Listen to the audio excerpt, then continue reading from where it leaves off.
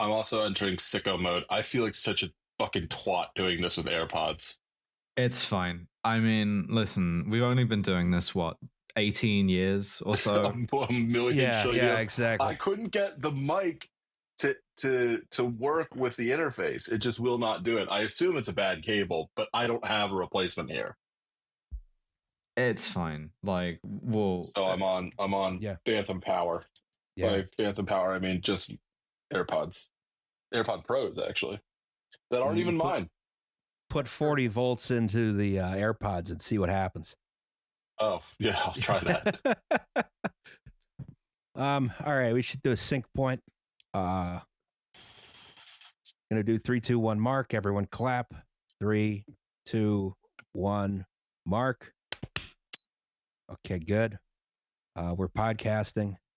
Wow. We're going to talk about an exciting subject, at least to June and I. Yeah. Who knows?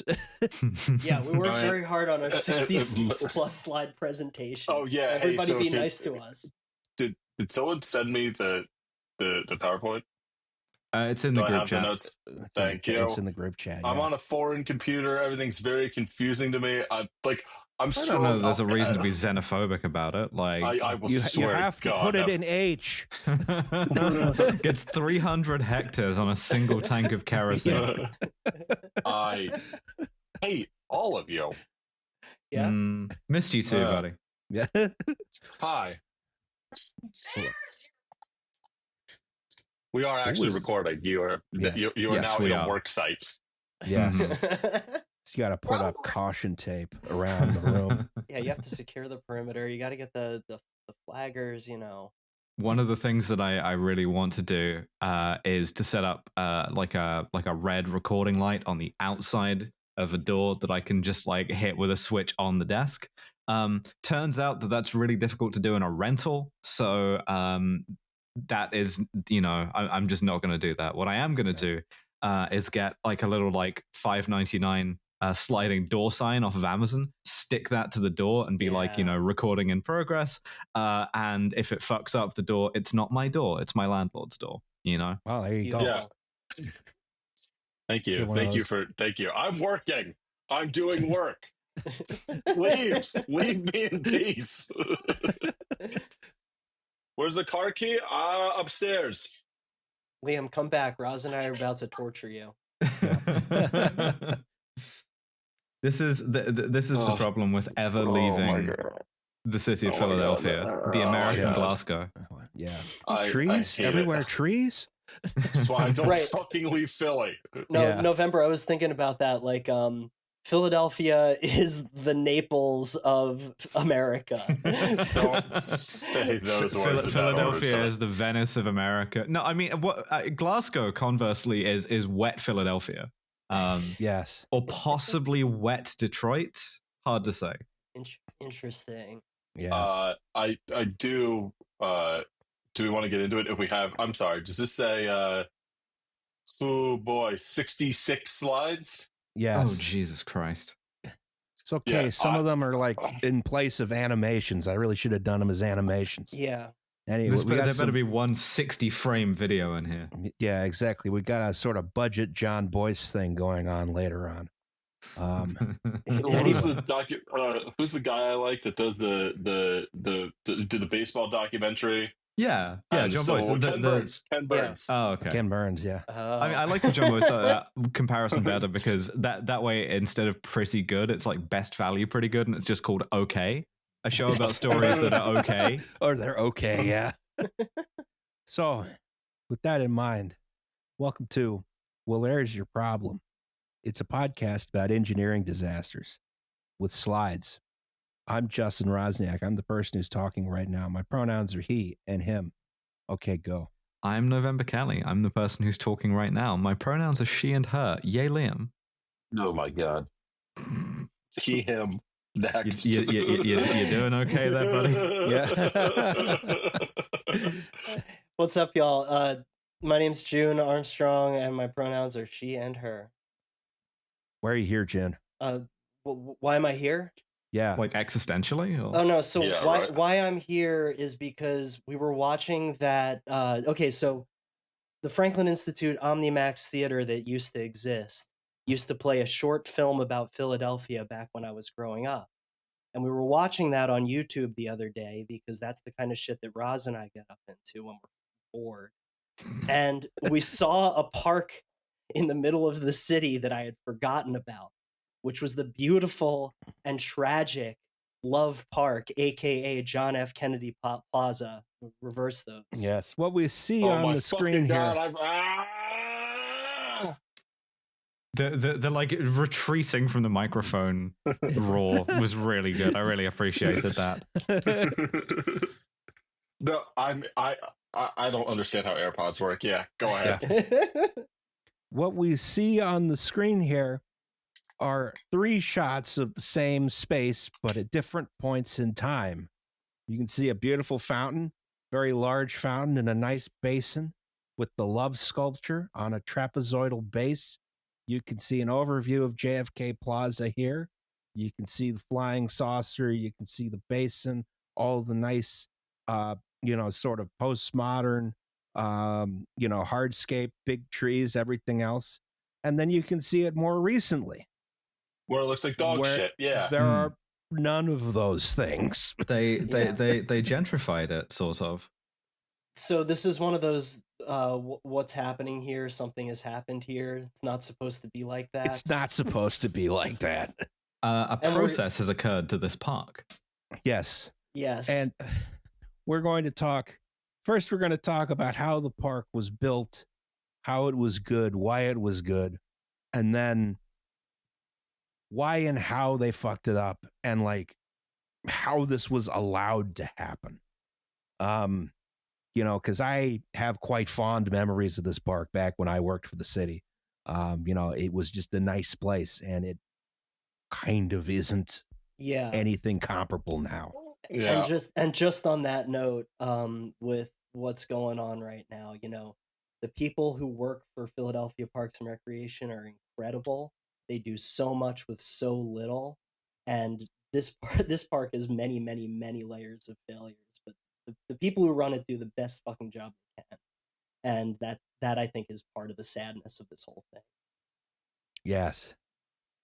Oh yeah, I'm an expert in landscape and landscape and urban parks and things like that in my professional career, which we'll talk about during the course of the presentation today.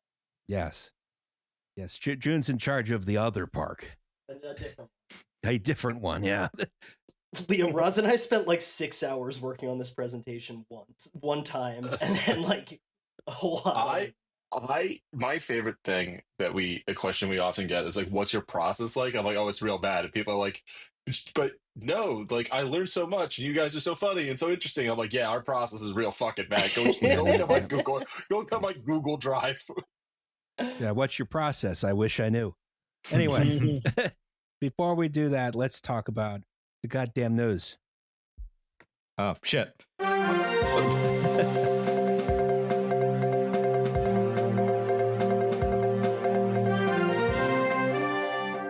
Excellent news on the SEPTA front, which is nothing is happening. We know about the big death bill that didn't make it into the news because they wrote this ahead of time.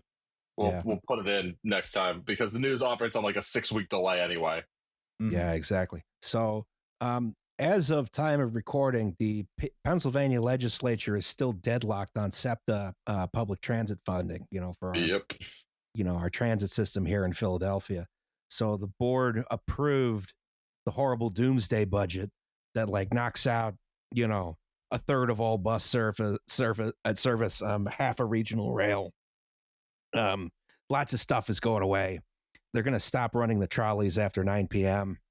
They're going to stop running most of it after 9 p.m. Yeah. I mean, that's going to be fine though, because anything that does run is going to have to make its way through the heaps of trash. Yeah, that's true. The sanitation strike is also happening right now. It's day 4. I'm becoming an insane British bins guy. The mayor finally did something, and that something was bad and stupid. I've been seeing bits and pieces of this. Is this the opening the like waste disposal centers that were just open dumpsters? The thing the mayor did was not reach a deal with sanitation workers, so they went on strike.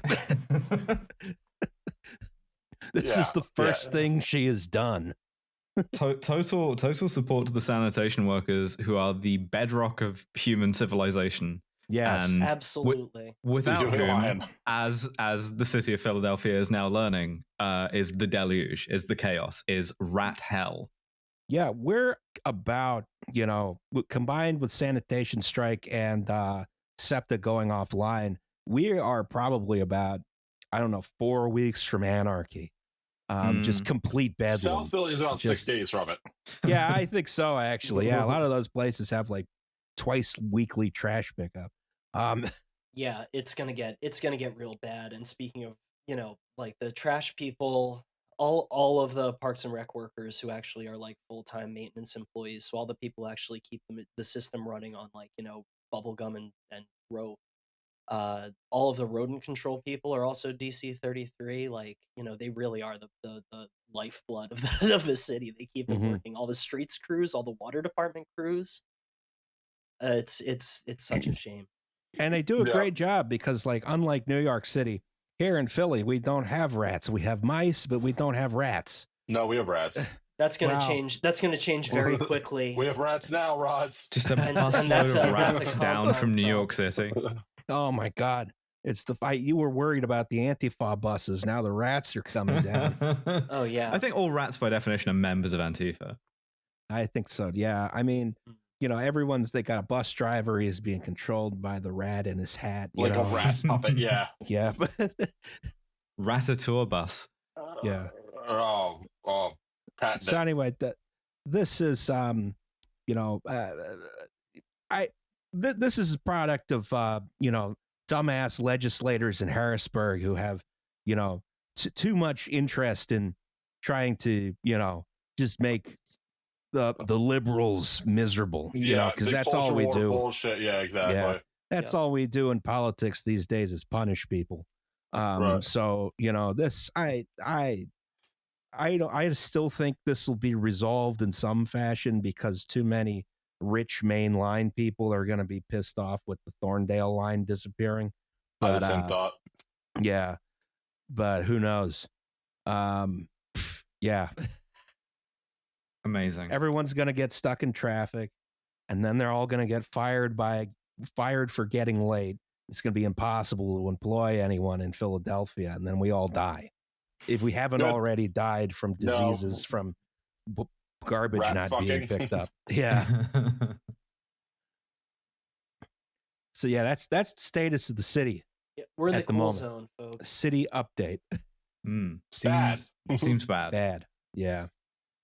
In other news. Oh shit! I have to reload the thing. Atta girl.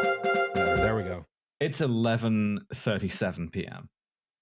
So I was a little sarcastic. I'm sorry.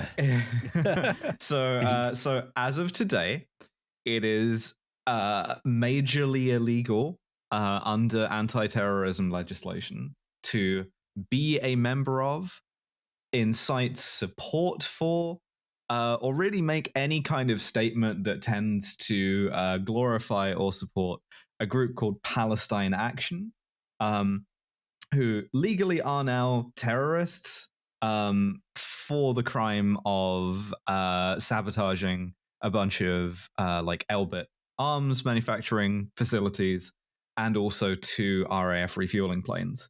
385 to 26, you fucking cowards. This is one of the dumbest things to have ever happened. It is in many ways unenforceable. I mean, there might be some interesting test cases for this, but it was kind of the case that a thinly veiled MI5 was briefing to newspapers that it was kind of making an impossible circus of their job of enforcing the like prescribed group thing.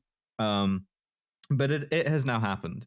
And Palestine Action, who again it is illegal to support in the United Kingdom, responded to this by changing their name to Yvette Cooper, which is the name of the Home Secretary who prescribed them and who made it illegal to support them.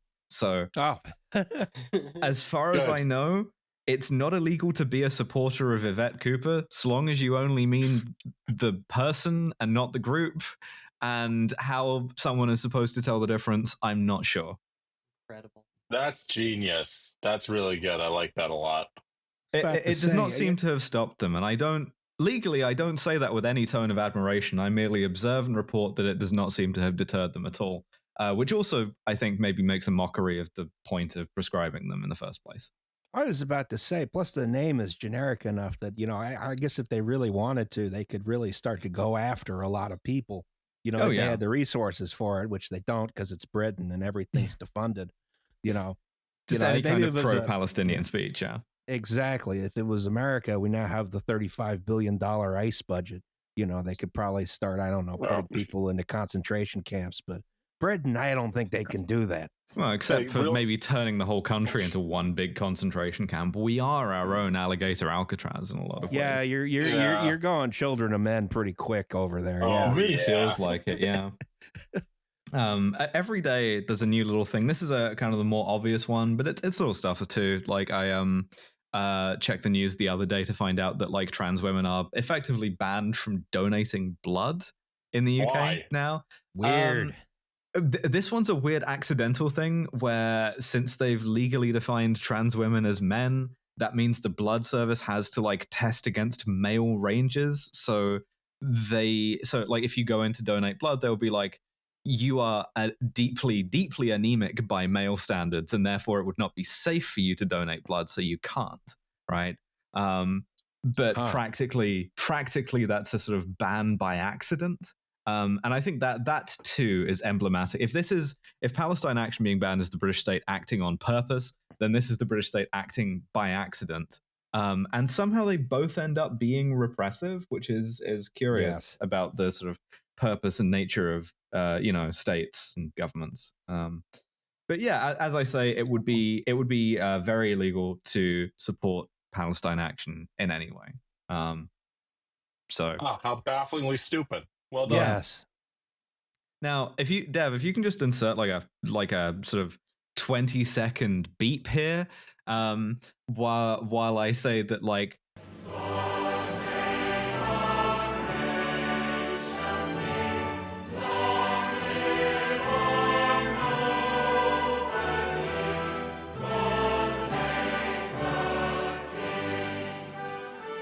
I mean, we're Americans. We can say it. This is very stupid. And, I think that, everyone involved in your country's government should do us a favor, face the wall by themselves, put a shotgun in.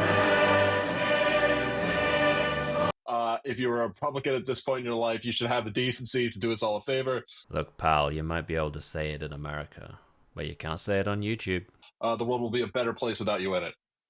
The thing is, and this is, yeah, thank you. I think there's an interesting kind of situation which you might actually need legal advice on, as to you guys are Americans, right? You can support Palestine Action. I'm not sure if you can do it on here, and I will still get in trouble, even if we do that on the basis that like you might support them. I couldn't possibly comment. And in fact, I don't. That's a good point. I don't know. Yeah, that might still be illegal. I might still get to go to like men's terrorism prison for that. So I have a lot of confidence if I have one thing, confidence in one thing, it is that we have good First Amendment lawyers. We might not win, but we can make sure everybody else loses. You do. I don't know about me, and so I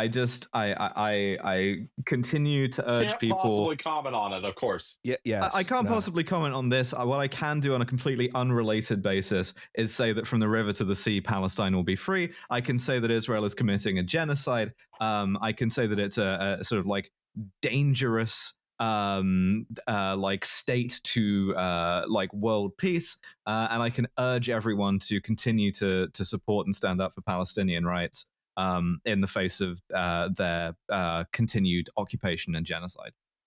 See, if you do that in the United States right now, you wind up with your surrogate Brad Lander going on television and being accused of not taking anti-Semitism seriously, The even man's though Jewish. he's Jewish. doesn't matter. It doesn't matter. Like, Oh my god. Oh my god. is I don't understand that. I really don't. I mean, listen, I understand that I'm not Israeli because I'm not cursed by God. But I just like I don't get the like. Well, you just self-hate. Shut the fuck up. Torah points us towards justice, not towards whatever bullshit involves killing Palestinian kids. You dumb motherfucker Nazis. I hate these fucking people. I hate that I have to share a tent with them in the my desert. I think it strikes me as someone who opposes anti-Semitism that it's probably a bad thing to claim that anti-Semitism extends to a bunch of stuff that it transparently doesn't. I worry that kind of discredits the term for a lot of people, and I worry about the sort of like second order consequences of that. But yeah, something Couldn't stupid possibly might comment happen on in it. the future. Yeah. Alas and alack, we are not in control of these issues yet. Maybe one day something will happen. I don't know.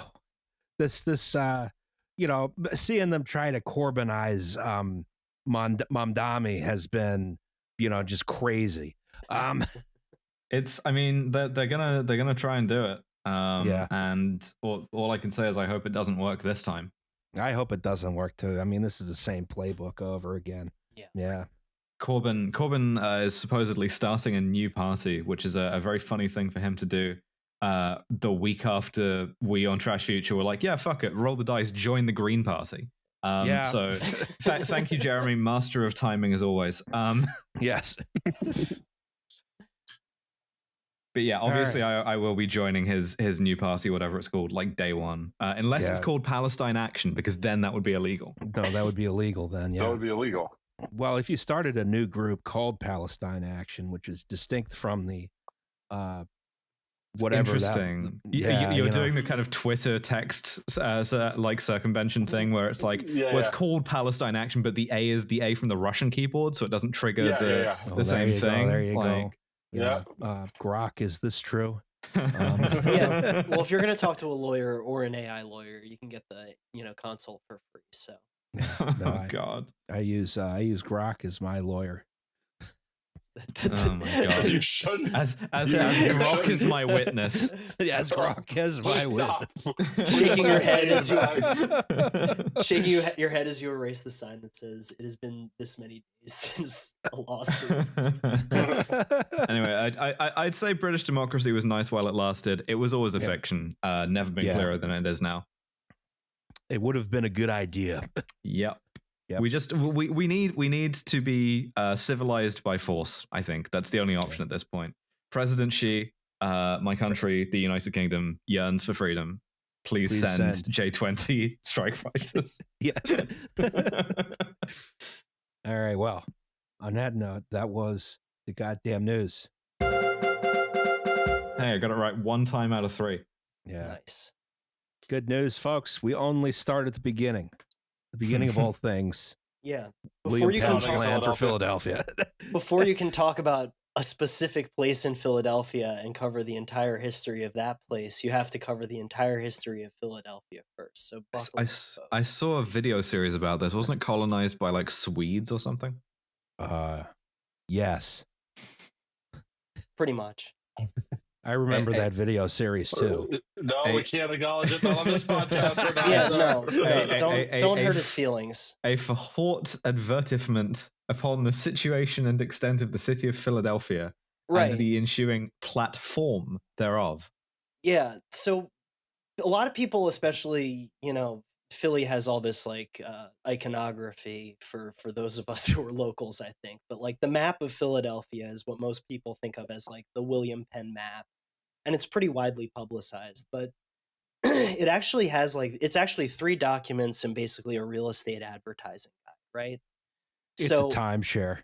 Yeah, William Penn's basically saying, "Hey, you should come invest your land in my new thing because this is the only way I'll recoup the debt that my dad was owed."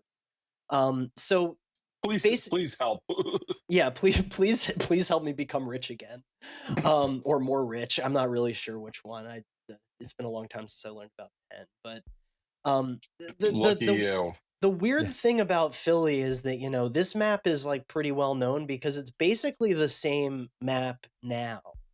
And William Penn, was one of the first, post Renaissance people to fully plan out and design a city, and actually, like, again, the weird part is that people actually listen to it.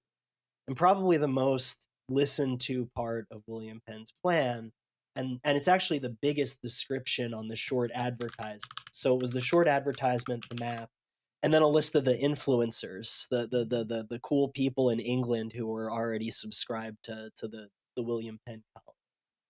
Yes. Yeah, so Yeah. so the Look at all longest these cool people who bought plots on my land, which, by the way, we should mention was purchased fairly from the Lenny Lenape, who still say to this time, yeah, Penn was fine. It was the other white guys who were the problem. And his son was a piece of shit, but beyond Yeah, that, his yeah, sons all the were also kids. pieces of shit. Yeah. the walking Which- treaty is for Often away. bastards. Yeah. Which incidentally is one of the reasons that Rittenhouse Square wasn't developed until later in the 19th century. But like the longest description on this paragraph is the next slide. Right? Yes. And most of the paragraph is actually talking about the importance of public squares in Philadelphia. Public squares are near and dear to my heart and a lot of the other people who, especially in our presentation, were thinking about the city, right? Yeah, So- a square of 8 acres to be for the like youths, as the more dash fields in London, and 8 streets, besides the fade high freet, that run from front to front, and 20 streets besides the broad freet. The run crofts the Today- city from fide to fide. All the streets are of 50-foot breadth. Yeah, but you missed the important part for our purposes today, Liam. Yeah, I'm sure that I did. Yeah. Yes. Today we're all gonna learn about the long S. We did that. We did that in the newspaper episode, the print media episode. You're a goddamn Newfman. Yeah, so the squares in each corner of the city have their own use, which is for this, the Moorfields in London during Penn's time was the original kind of public park. It was just grass field and walking paths that were tree lined. But the square in the center is kind of what we're talking about today. And instead of being this kind of open green public space, it's supposed to have all of the public buildings in it, right? So the public affairs building, meeting house, assembly and state house, market house, schoolhouse, and the other public concerns. So the idea really was that over time, Philadelphia would fill out, but all of the, it's that Enlightenment era thinking where all of the ideas would come from the center of the city, or all the most important things were in the center. And this was really revolutionary, right? Because before this, cities grew up as spaghetti, and who's to say whether that's better than this? But this at least looks pretty. Yeah, I mean, it has sort of, it's from like the Roman, plan for new settlements. You had the Cardo, the Decumanus, you have Right. the Bath in the middle, all that stuff. It's very old fashioned in that sense. But it's Yeah. the first one to be done in a while. It's the first one to be done in a while, and again, the craziest part is that unlike most major American downtown cities, with some exceptions, the urban renewal here was a lot different than it was in other places, and it didn't get wholesale cleared down the way that a lot of other American cities did. So it still remains like a weird charm in that regard. But the important thing is that, like, Weird these charm ideas. is how I do describe Philadelphia. Yeah, exactly. And like the ideas were I durable, don't feel right? safe unless I don't feel safe. Yeah, go Yes. on. So if you go to the next slide, like, yeah. So this idea was really durable, but this is it 100 years later, right? This is the first survey map of Philadelphia, and even though, like, what William Penn shows as his cool, perfect city, like, it doesn't get filled in like that, obviously. And he envisions like orchard houses and, like, grand lots. Everybody moves in right on top of each other, right on the one river where you can actually get in and out of the city. No one So- fucking lives here, though, right? Because how could you? I mean, this is all still country at this point, right? As far as I know from really Philadelphia. Yeah, the city for the first 100 years, so that's from 1796.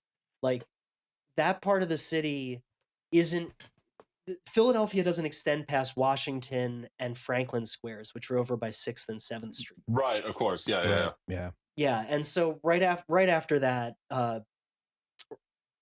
right around this time, they actually clear cut the city, which is its own whole story. And they also start to get rid of the elevations. So you see how they're indicated on this map with the shading. They actually flatten the city and they clear cut it and they bring all the streets to level so that it's easier to traverse here. And yeah, those ponds were for brickyards. And they have like round portable brick kilns underneath them, or next to them. And that is actually also part of the story of Rittenhouse Square, but we're talking about Love Park today. Yes. But yeah, basically the idea for the center of the city being important, like, really had legs. And so this is in 1796, and about 100 years later, you really start to have, like, the whole thing is just fucking filled in because Philadelphia goes through a huge explosion of residences and houses, and it's just huge expansion. Yeah. So yeah, I guess we jump forward about 100 years here. Mm-hmm. This is an exciting document. I love these. This is a fire insurance map. Neat. You know, yeah. This is the Bromley Atlas. Oh, I remember you from showing me these, yeah. 1895. Yeah. Everything in pink is made of brick. Everything in yellow is made of wood. Everything that's gray is made of stone. This is so they can, when you get assessed for fire insurance, the assessor can look up and say, well, this building's good, but the one next to it might catch fire. We have to consider that. And these were really measured drawings and documents because they had to assess the insurability. Really, really durable looking city in the sense that it's mostly like brick built, though. I also really like the extremely prominent Masonic temple. Oh yeah, that's it's a so good right building. There. Yeah, I like it. Yeah, and like again with this insurance atlas, like, it's hard to really get a sense for the scale of everything because between 1796 and 1895, when this map is made, like, Philadelphia really does become the workshop of the world. The Industrial Revolution here. I'm seething in Glaswegian. Like, well, that's the thing. And like I was saying earlier, Philadelphia is the Glasgow of America. Philadelphia is the Naples of America. But yeah, so Philadelphia is the Ankara of America. Philadelphia is the Zagreb of America. Sure. Yeah. So if you look at some of these row houses, like, you can find this map online in a couple different places. The Philadelphia atlas.phila.gov has all of these that you can layer on top of each other. You can zoom in real close and you can see a regular sized row house. And that's the tiny little rectangles and squares in this image, because this was the downtown heart of the city. And again, because the city hall had been moved there, and they built the biggest city hall that has ever been. At one point, the world's tallest building. Yeah. At one point, right. Yeah. So, but you don't get a sense of the scale of this city. Yeah, I mean, before we move on, I guess we're going to talk about a couple of areas here, most notably, like, just about around here, but also let's point out we've got the Broad Street station, huge terminal station right up against City Hall, which is here, the public buildings, right? We're going to talk about this horrible block of buildings here, where something very stupid was built. Yeah, we're going to briefly talk about the Wanamaker building here, but it's not that important. And then also, I think that's it. Well, the Reading Railroad was also right there. The Reading Railroad terminal becomes, this is up here. This is also a huge building, which is still there, but the trains don't go there anymore. So anyway, this is, when you look at this, and we're going to show some pictures that look very nice. We do have to remember this is 1895. There's no electricity. There's horse poop everywhere. Everyone has gas lighting. right? There's steam No, they trains don't. coming in and out of Broad Street Station. Yeah, till the 1950s, the entire city was just getting bathed on a daily basis with coal soot. Yeah. No one cleans these buildings. No, City Hall didn't get cleaned again, until like it's Glasgow's wet Philadelphia. Like all of the like 19th century Glaswegian like tenement buildings and stuff, very very like black stone until the invention of the power washer, and then you realize, oh wait a second, this is sandstone under here, and they're actually like quite pretty. Yeah. Pressure washers destroy that shit too. So every time you do that, you just trim off a little bit of the top. Yeah, unless you're very careful. That's part of my job. That's the problem with it, is you think you can do power washing. No, it's actually you need scaffolding, water, and soap. It's a science. So yeah, I think it's a good place to start to talk about how various events unfolded. Is the centerpiece of the city is City Hall. It's right there, in the middle of town. It's such a good, which is exactly where it should be. Yeah, this was a good idea.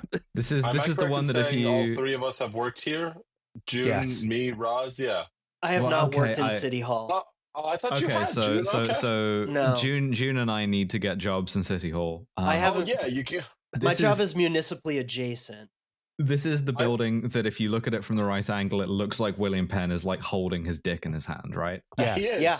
Yes, he's pissing all over the Phillies 2025 season. And all over the Mets. Yeah, this. I will say I'm fine with whatever the skating rink and all that, but like being like coming out of the Broad Street station and just like looking up and seeing this building imposing its second empire will on me is absolutely stupendous, and it's one of my favorite things about Philly. Gigantic statue. If you like Second Empire, you will like this building. Why did you put this line in? Was this simply to taunt me? I love Second Empire. City Hall is very important to this story, right? So City Hall. Oh shit! Hang on. It takes 30 years to build, 1871 to 1901. Can't rush perfection. It started to be occupied before they finished it, right? Because it's just such a big building, right? But even before it was finished, this style of architecture became extremely dated and deeply, deeply unfashionable. And so everyone wants an excuse to get rid of it for a long time. Yeah, and it's hard to again, like you're in a city where the sidewalk is normal and one of the tallest buildings ever built is right next to you. It's the largest municipal, right? It's still the largest municipal building ever constructed. It was the tallest building in the world. Like it has one of the most it has a complete sculpture program with like over 100 or 200 maybe even sculptures. The whole thing is just lavishly adorned, and it was and all those windows, those are double story windows. So they did the thing where they made the building appear smaller than it is. When you're standing in front of it, it's hulking, it's massive. It's huge, big, really big building. So good. Very, very big building. Very, very big. Yeah. And it's really big. It's hard to describe how big it is. Colossal, yeah. Yeah. Also, I believe it's still the tallest habitable masonry building. This tower is all up to about here. It's all masonry. Jeez. And then that is underneath that were some wooden pile foundations, which when they went to go build the subway underneath it, they found weren't there anymore. And they just rotted away. So the building has no foundation, but it's heavy enough it doesn't matter. Yeah. Who gives a shit? Bigger, more gooder. Yeah, who gives a fuck? It's fine. So unless the Tartarians are right and there's another 70 stories buried in the mud underneath, I don't know. We don't know. We lost the technology. It's like you're looking at the sort of like top third of this building, right? Yeah. Roz and I watched a video of City Hall under construction in a Tartarian architecture YouTube video. That was my favorite part of the whole thing. Maybe this is all fake. Yeah. Right, and in the background of the City Hall image, again, just for scale. So that's Broad Street Station. Yes. And it's the same fucking thing. Broad Street Station was the largest single span train shed ever constructed. Mhm. It was also a huge building. And if you look, Ginormous. it's ginormous. And so it had this big the trains came in elevated. So it had this huge viaduct that spanned half of a city block, going all the way from the river into City Hall. So it covered half of the city, horizontal. And so that was they called it the Chinese Wall because all the crossings looked like you were going to enter the Hell Death Tunnel. Like you see Yeah. those little tiny teeny verticals there, those are guys. Yeah. And so this is Broad Street Station. If you remember from one of our Penn Central episodes, this is where they kept the rifles in the attic. Oh yeah, I'm yeah. sure. Yeah. This is a big old-fashioned stub-ended terminal. You got steam trains coming in and out. And this is sort of something the railroad doesn't like. It's inefficient. If you have a train going from New York City to Washington, D.C., it has to come in and has to back out very slowly the whole way to continue its journey. This is why 30th Street Station was built further across the river in order to, stop that from being necessary, right? Trains just continue through. It's a little more inconvenient if you're going to Philly. It's not that bad, though. The other thing is they built this building over here, Suburban Station, as offices to replace the offices in the main terminal, Broad Street Station, and they build it for the suburban trains, which were at this point mostly electric. So those are all in a tunnel underneath. Broad Street Station hangs around for a while, but it's one of these things the city fathers and the railroad want to get rid of. And the main thing that they have problems with is, 30th Street Station can't really take steam locomotives, and Suburban Station definitely can't take steam locomotives. Although Amtrak tried running diesels in there for a while when they ran the Atlantic City trains. Oh my God. Yeah. So, You know, like the fumes? yeah, it's you thought it could be worse than whatchamacallit, Back Bay Station. Yep, it sure can be. Sure, yeah. Die, motherfucker, die. Yeah, the result of this was Broad Street Station hung around for a lot longer than it should have, from a railroad operation standpoint. That's by the time Suburban was built, they had realigned most of the tracks to go directly into there. You still had the big viaduct, the big Chinese Wall with all the tracks on it. They just all jammed down into one track at the end and went on a horrible spur to join the main line as like a temporary thing where they're like, okay, sometime soon we can finally get rid of this thing. Yeah. And the other thing about the Chinese Wall that's important is that this whole impassable cave that you had to walk through and hope you didn't die under really separated the neighborhoods north of Market Street and south of Market Street. I've heard, and I want to believe it, but I doubt that it's true, even if it's apocryphal, that this is where you get wrong side of the tracks from.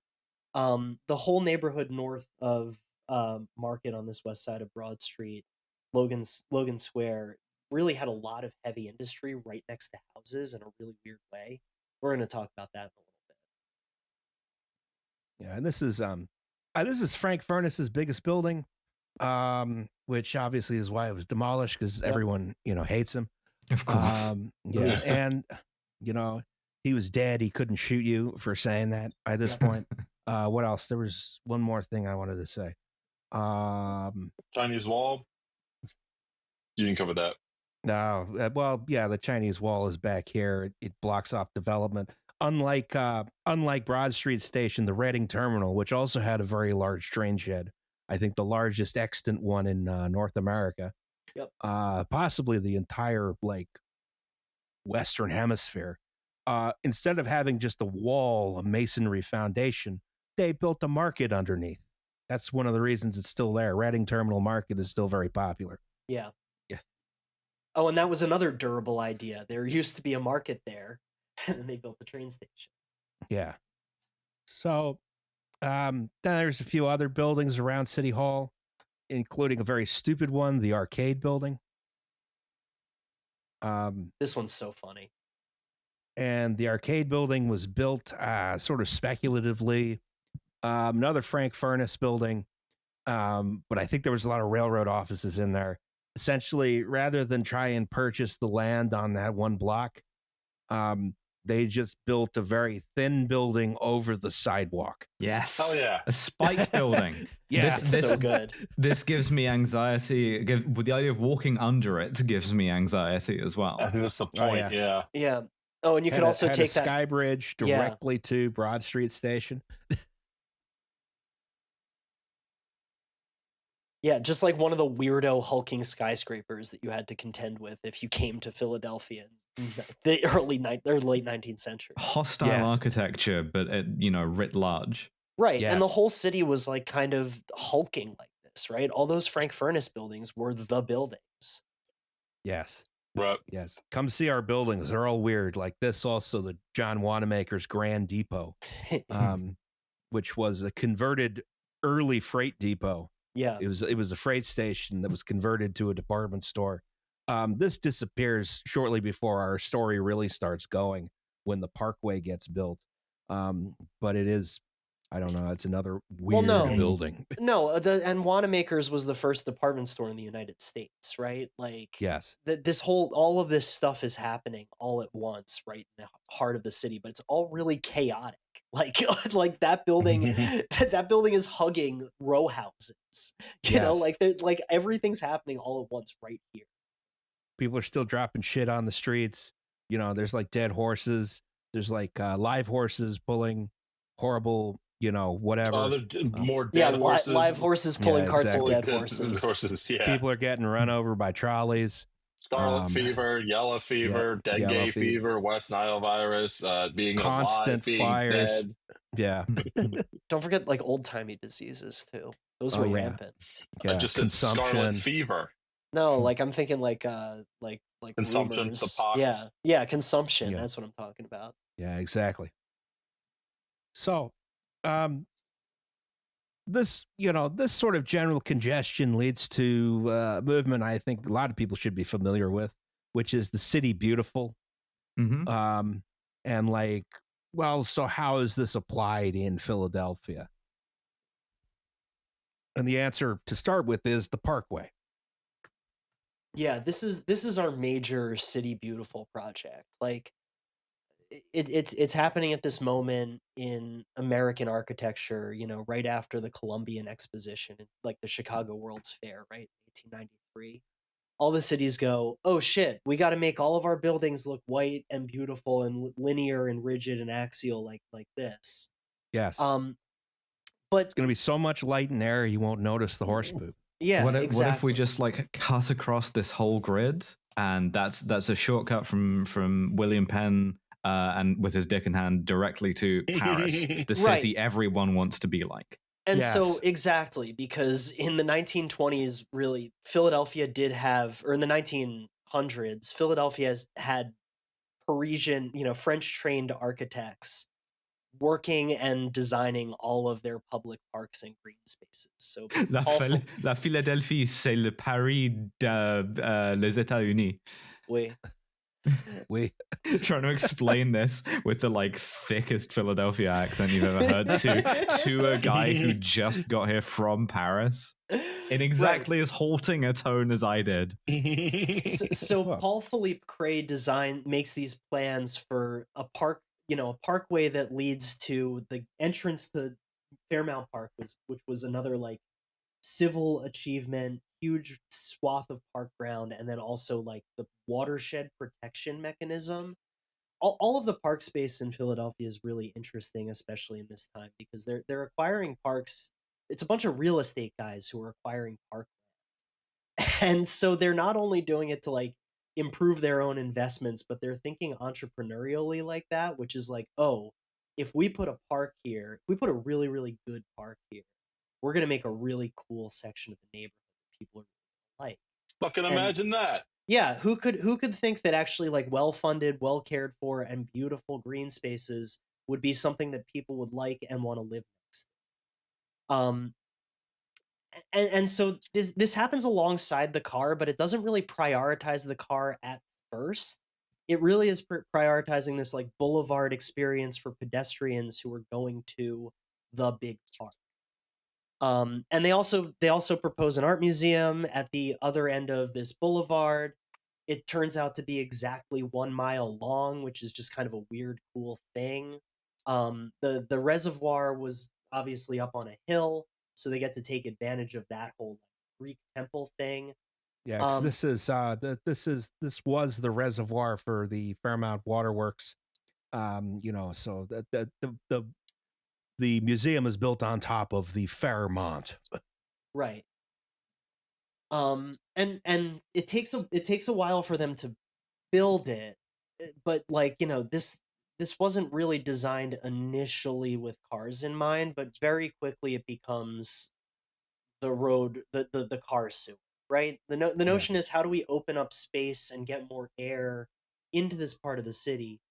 It's also partly slum clearance, because this is the neighborhood where all the Irish Catholics lived, or sorry, just Catholics. Boo!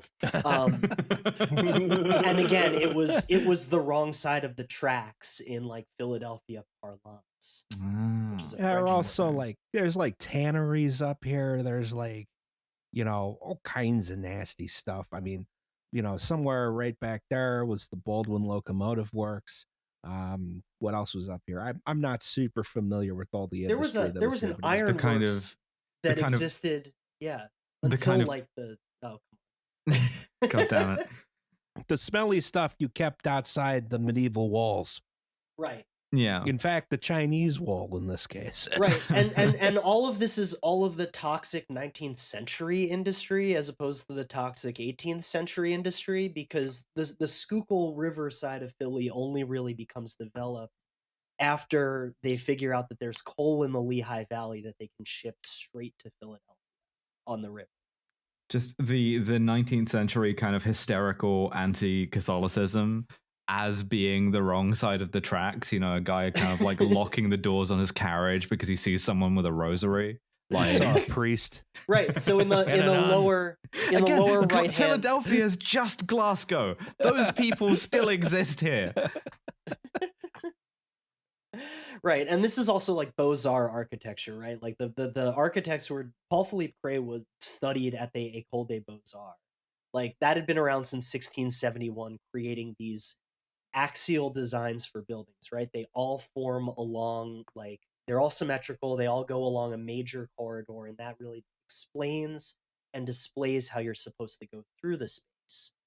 And that kind of planning continues to be a theme throughout the 1960s and 70s and 80s in some respects. Yeah, and there's some interesting things happen in that, sort of vein, like the Free Library here and the not yet built in this image Family Court building were direct copies of two buildings in Paris. Oh yeah. Fronting a similar square. They were going whole hog for it. Yeah, sometimes people weren't that creative. No, they were like, how do we be more like Paris? Well, we simply become Paris. You just build the buildings. Yeah, exactly. It's just one for one dupe. I love that. What if Paris, but Shein? Exactly. Yeah, exactly. And the one of the other interesting things about the Parkway is, it was not intended to be quite the way it is today. I mean, obviously they finish it, right? It takes a long time to get developed because, there were more like comprehensive visions for this. This is an early one. I forget the exact context of this one, but you can see it would have been flanked by much taller buildings, much more imposing, museums, public buildings, so on and so forth. You got an obelisk in there. Yeah, you got an obelisk. Oh, a big one. Yeah, you got some kind of museum here where the municipal services building is. Broad Street Station has been refaced with some classical bullshit. It's so funny. They can't quite get rid of the arcade building, apparently. Oh, and those blocks right behind the arcade building, that little narrow one is Mole Street, and that was like a famous bar block back in the 19 teens. but yeah, this is a model that they made for the Parkway when they first rolled it out in 1907 or whatever. And apparently on opening day of the model, people just like went crazy around it, which is a really funny piece of newspaper Gnashing of teeth. editorializing. Yeah. taking psychic damage from this thing. But yeah, the whole notion wasn't Wait, that crazy this was good like, or crazy bad? oh no, crazy good. They were all excited for it. Oh, I was, hell I yeah. was, I was kids' envisioning noses a kind pressed of up against the glass. Lovecraftian kind of horror, the model out No, of they've gone- space. They just started started screaming speaking in tongues. It's like a Pentecostal service. Someone gets out a box of snakes, at it. Oh yeah. No, and it's just the whole idea of it was to build a museum district and combine all these like disparate cultural institutions that were spread all over Center City into one area, and really do like a totally beautifying treatment here. Not not the what do I want to say? Hideous bullshit nonsense copy of What? Paris. Yeah, it's not Well, it's yeah. not it's not specifically for slum clearance, right? Like that's like Sure. a side goal. The real goal is to make something that's actually gorgeous and like fills in this kind of whole angle of the city to the greatest urban park that had been built to date in one place. Or no disrespect to Central Park. I have to be nice to all the parks equally. they're all I my respect- children. They're all I respect. beautiful. Yeah, they're all my beautiful children. So anyway, they build the damn thing. You can see here some of the piecemeal construction.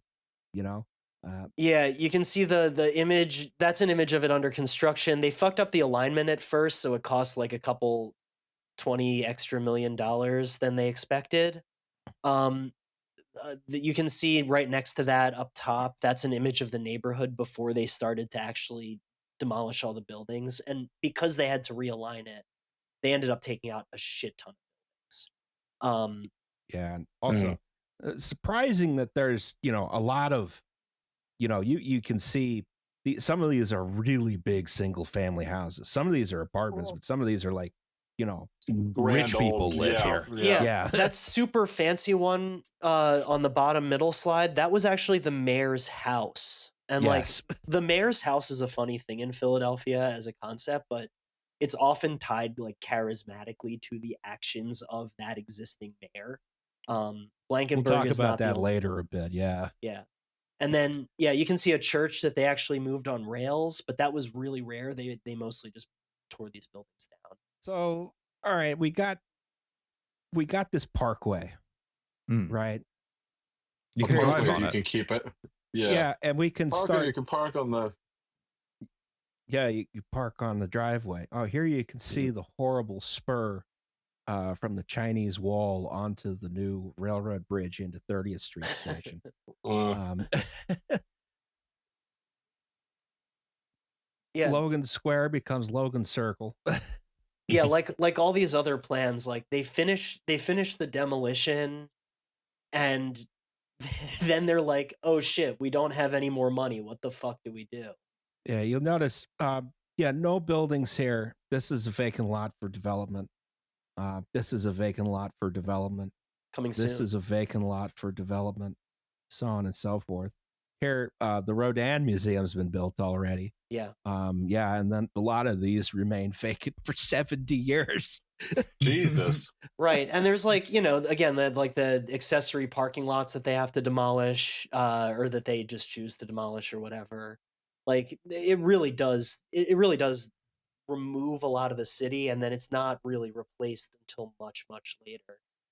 I mean, and Philadelphia like continues to be a manufacturing hub quite successfully, but then it shit like, when World War I breaks out, they build a giant shipyard down on Hog Island, inadvertently creating the greatest sandwich known to humankind. Yes. But that's a huge pork spending project, and then before the Pork shipyard's spending even on done, Hog Island. yeah, exactly. That might be why it's called that. Honestly. Yeah. But yeah, before they're even done building the shipyard, the war's over, and the city sunk a shit ton of money into it. Just really bad financial mismanagement happens over and over again in the city and through the till the 1950s. Yeah. But And that then doesn't beyond. stop people from wanting to go further, which leads us to some of the other ideas for improving the civic center. Namely, let's demolish City Hall. Right. Oh, These okay. are Yeah. really early renderings. These are from 1924, and they're both done by Paul Cray, who was the architect of all the Fairmount Park properties at the time. And he's already thinking, like, again, they have imagine infinite money, imagine that people are continuing to move to your city, imagine that everything you want ever gets built. We're gonna tear fucking City Hall down. Nobody likes that thing. It looks like shit.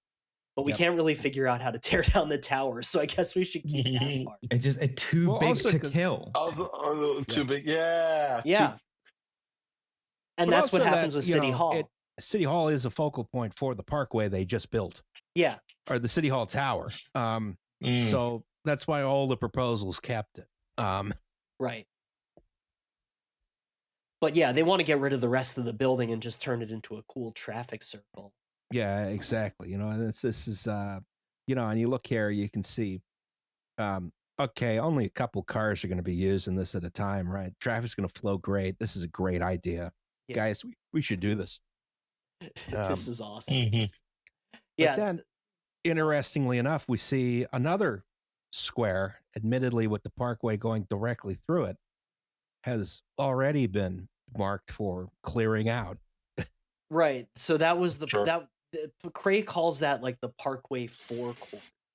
So, you know, very early on in the development of the whole thing, the idea of really treating this square as special and important is like a critical part of the design for this park. And the other funny thing is that, you know, Cray is working in this really interesting time period, right? He goes on to design the Federal Reserve Bank building, like that very modern looking one, but it has the classical detailing. He was like a leading figure in American architecture until the Nazis stole that shit and used it for themselves, and then you can't build anything that looks like that. You know, reverse No. Operation Paperclip. Literally. Literally. Take it, you Nazi shrine. But yeah, this whole area was given specific attention, and it was part of this effort to beautify and reimagine what the center of the city could and should look. In this drawing as well, no one can get rid of the fucking arcade building. It's still there. It's stalking November, waiting for her to walk under. My God, have we considered that the arcade building might be a mimic? Possibly. They should put it back. They should just put it back. Yeah. People really liked it. And now we skip directly to the 1960s. Yeah. Oh boy. Buckle up, motherfuckers. It's time for Yeah. some architectural theory. Yeah. So in the 1960s, you produced some of the best and the worst architecture in the contemporary period, right? Often by the same architects, engineers, and designers. There's this thought in the post-war era, we could have a different relationship with buildings as urban dwellers, right? So, you know, for instance, we're not going to live in individual buildings anymore. We're going to live in some kind of mega structure. Streets in the sky. Streets in the sky. The whatever the fucking Corbusier building is called. Unité habitation. Yeah. Yeah. No, You know, and the other funny thing that happens during this time is that architects start planning in section instead of plan. Mm-hmm. And so the elevation changes become like a big part of it. The drama of like movement through space up and down becomes like something they start to consider primarily instead of second. Yeah, so like this guy down here is a sketch by a guy we'll talk about in a bit, Ed Bacon, for the Market East development, right? You can see City Hall in the background here. You can't see if the arcade building is there, but I assume it is. It's gotta be. You know, and you see like, okay, this is going to be some kind of incredible office building, but then there's going to be a parking deck underneath it. Might not be offices, it might be apartments. Maybe it's both. Who It's knows? probably both. Then Who's to underneath say? that, there's a bus station. Then at ground level, there's pedestrian circulation. Then you can see underneath there is some kind of what we would call regional rail here. Yep. And then the Market Street subway is over here. And then you have, malls and public areas over here, right? And this is all in one building. You might live like weeks of your life without leaving this building, if it's big as it is, and as Yeah, look how long it's supposed to be. Like it's supposed to be the whole side of the entire city. people are trying to build essentially arcologies, right? Yeah. Right. That's a win condition, though. Yeah. Yeah. Exactly. And here's the thing. We get close. Obviously, here's a picture of the Barbican. That's a good example of like the huge scale of structures people are thinking of. Habitat 67, right? Yeah. Yeah, up here in Montreal. Smaller planned communities like Reston, Virginia, up here. Where we were building these modernist row houses above a wonderful market square. No cars whatsoever. Well, they're back there in a parking lot. The rest of Reston was not built this way, but the good part was. No, and the architects are kind of doing something akin to like city planning, and the city planning is kind of doing something similar to architecture. They flow much more evenly towards each other. Yeah, exactly. And you're not necessarily thinking in terms of I'm going to put a building on this lot. You're like, we're going to radically reshape the city in ways that were not possible without technology. We have this now that we have it, Right. Which I guess, you move into some of the more aggressive examples like Lower Manhattan Expressway. This is a Robert Moses project. Oh, sweet Jesus. Okay. Yeah. A great place to put apartments is on top of a highway. Everyone can get carbon monoxide poisoning. Well, the important part, fucking quick. The important part is that it looks badass. It does look badass. Yeah. That may literally be the important part. Yeah, and then there's Kenzo Tanga's plan for the Tokyo Bay, which is a hugely scaled project, just rethinking, we just don't even need to worry about building on land. We're going to build a whole new half of the city on a bay, yeah. And these are all megastructures, like in the same kind of vein. They're entire self-contained buildings that are cities. Is this still where the Tokyo, the super tall tower project stems from? Yeah. Okay. Yeah. Oceans are now housing developments. Exactly.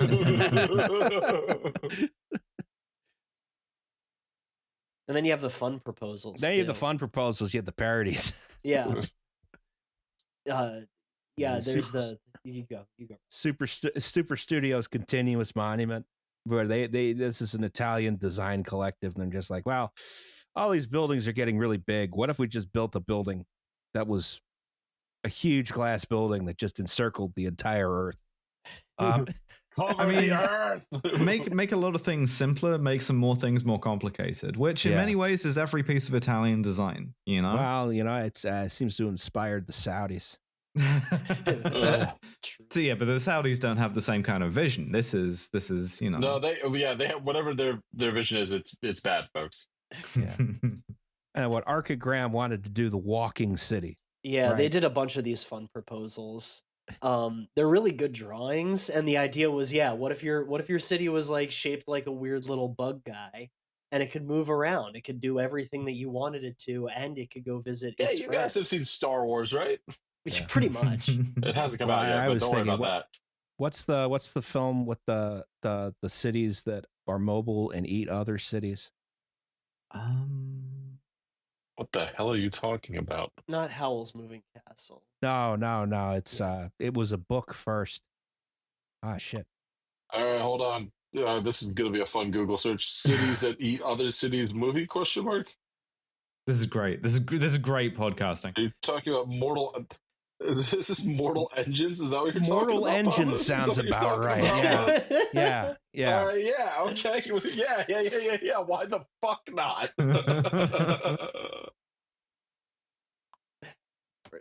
Right. So this is the moment really in cities where like you just have infinite ideas and like all of the guys are ideas guys.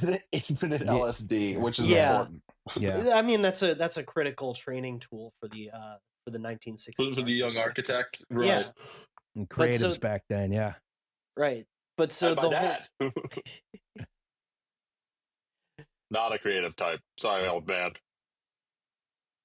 So, the result of this is, okay, we've got lots of new ideas in architecture. We're going to have different ways of relating to buildings, the city in general. And that's how we go from this to this. yeah. Oh. Yeah, this is Lou Kahn, crazy Uncle Lou Kahn's traffic proposal for Yeah. the city of Philadelphia. This is done in the 1950s. We are going to make the notes on this slide are fucking gold. Oh, it's so I'm good. really enjoying the seeming electromagnets he's creating. Right. Yes. So what he says is that we're going to make Philadelphia pedestrian only in the William Penn part. We're going to go all the way. We're going to return all the way back, and we're going to put canals in too. And if you want to Yes. drive to Philadelphia, is the Venice of America. I'm always saying this. Exactly. And if you want to drive into Philadelphia, that's cool. What you're going to end up at is one of these gigantic spiral-shaped parking garages, and that's where you're going to park your stupid fucking car and keep it out of my face. Yes. Yes, exactly. And, There's and be like electric trams to bring you around, or you can walk everywhere. I suppose there'd probably be something with the boats. There are still a few streets on here that seem to be allowing motor traffic, but far fewer than there are today. I guess the Vine Street Expressway gets built too. Also, And the the South Street Expressway. yeah, Um, which didn't get built. But this Damn is near close, right? yeah, Well, oh that- yeah. very Well, that- close. Yeah, Uh, that was successfully defeated. But yeah, this is interesting proposal. It receives a lot of there's a lot of artistic significance put on it. I know that much. I don't know that much about it, to be honest. It's a Well, good idea, though. Yeah, crazy Uncle Lou Kahn was over here making his crazy drawings and showing them to everybody. yeah, you And they were guys like, are here's the coils, right? Let's do this. right, they're like, wow, this is cool. Nobody's ever going to do this, but this is cool. Well, they actually did do one of them, right, Roz? Yes, they did build this specific parking garage. So that's cool. We got This one one. parking garage out of this drawing. Yeah. Yeah, exactly. And that's that one was supposed to be sort of, you were supposed to have direct access from the Vine Street Expressway to that parking garage. And then the feds came in and said that's illegal for some esoteric reason. So they didn't do it.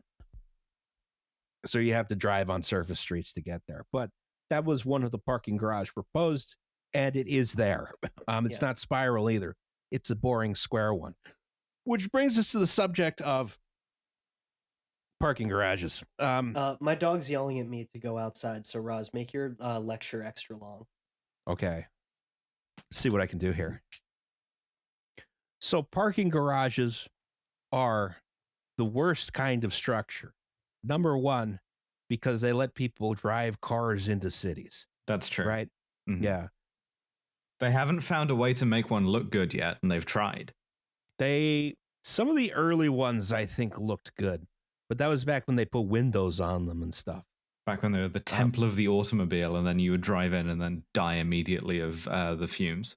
Yes, The exactly. worst smog inhalation anyone has ever experienced in the history of anything. But these parking garages, they're generally just bad structures, right? Mm. They're not climate controlled, so they're subject to, freeze thaw cycles. They're not weatherproofed, so they're subject to weathering from precipitation or from road salt, which is another thing most buildings don't have to deal with. They're subject to these heavy loads in the form of cars, and those cars move around, right? They have to be built as cheaply as possible so they make economic sense, right? Right. 2 parking spots is the same floor area as a studio apartment. Jesus. they usually can't be converted to higher and better uses just due to their sort of construction, ceiling heights, things like that, right? Also, they're beat to shit by the time you want to convert them. And despite these parking garages being, the first experience of a place you get when you go to a location, they are stupid ugly. Like, Yeah.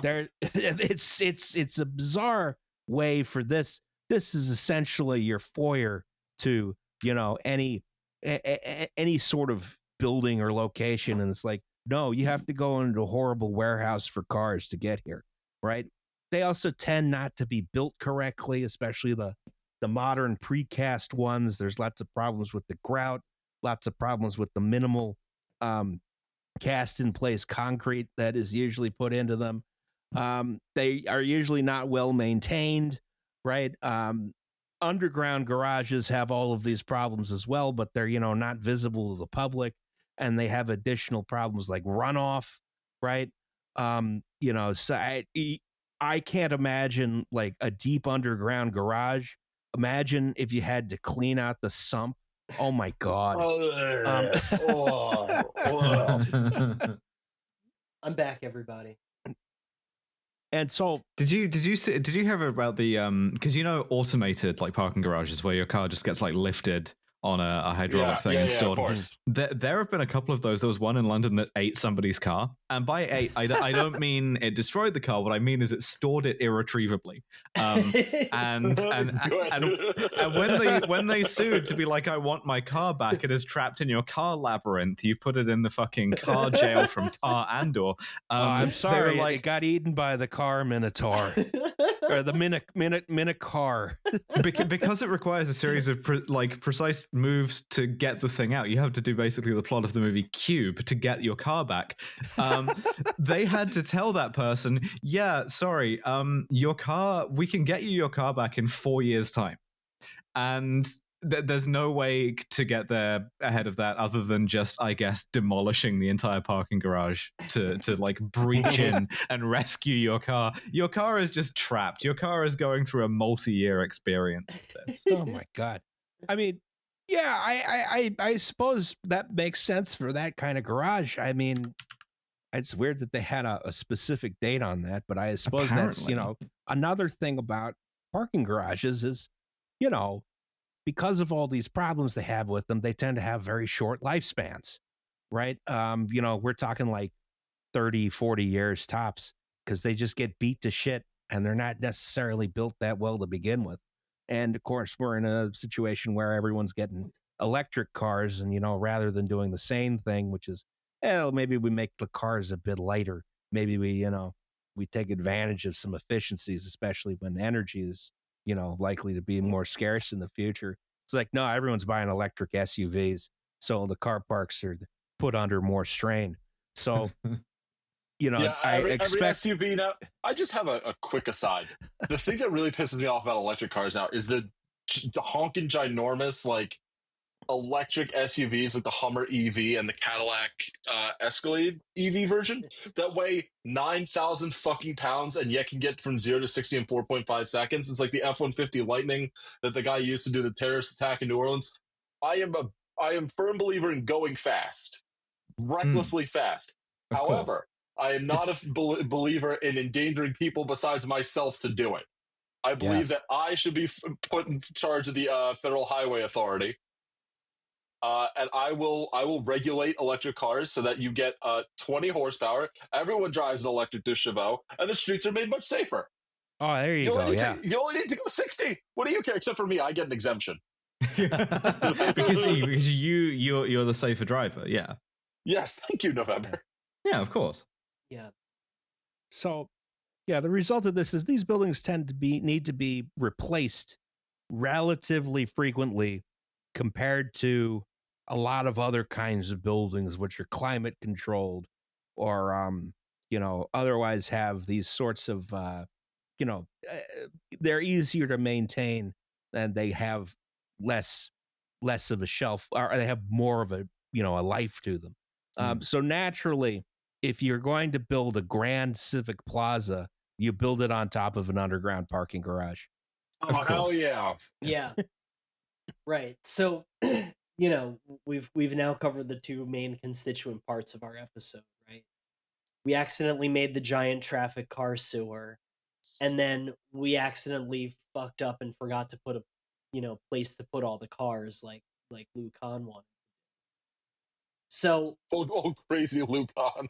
crazy old Uncle Lou Kahn.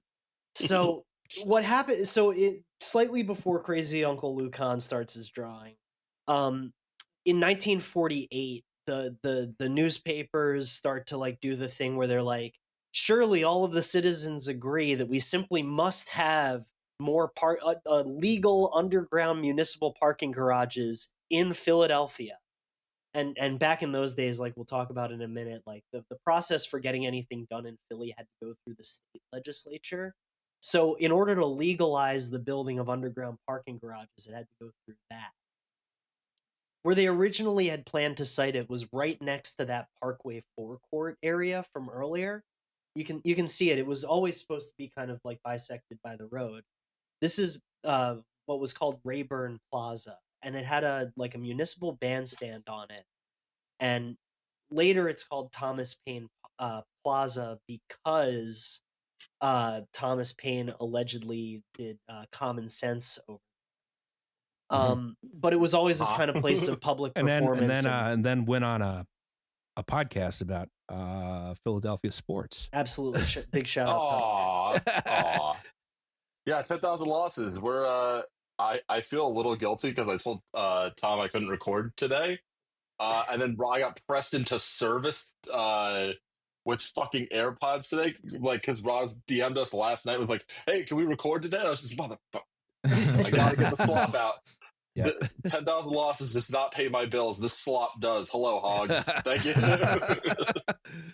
I really like doing this show. Me too. I always have a great time. Oh man. Right. So you were saying, I'm sorry. No. I'm all so okay. So they finally get the legislation passed. The city takes out a $2 million loan to start the construction of two 900 space parking garages. That's your return on investment there. They start to get to work, and about a month later, they decide to pause the plan, and then a month after that, they just shelve it entirely. What? My favorite part is in the one where they finally say, okay, we're not going to do this right now. The second paragraph down here, the city traffic engineer stressed that but more parking by motorists at such outlying points as all of the transit terminals would really help, because such drivers could board high-speed transit facilities at those locations and get to the center city area as quickly as they could their automobiles. Like the guys are like, did you think about taking the train? Yeah, take the fucking train. Just take the fucking train. So we ran the numbers, and I think you just need to take the fucking train. Yeah, I mean, it's surprising how, it took so long for the city fathers to become car brained. It happened eventually, but here it was like, no, put it at 69th Street Terminal. Come on, what are you doing? Yeah. And so like this idea, like all other Philadelphia ideas, is like horrifically durable, right? So they actually end up excavating out this building's base in order to make this parking garage thing. But they don't ever get the money authorized to build the actual parking garage thing. It becomes the big cavern basement of the municipal services building. Big hole. Yeah, big hole. I've been in it. It's a big hole. It's a crazy space. You think you know how you look at like the Ottomans, for instance, having the huge like cisterns or whatever under Istanbul, or like any of the kind of like Japanese sort of like stormwater cavern things. Yeah. And you go, wow, that's incredible they built that. Do you think future civilizations will be like, they probably just couldn't get the appropriations to put whatever they actually wanted to put in here in?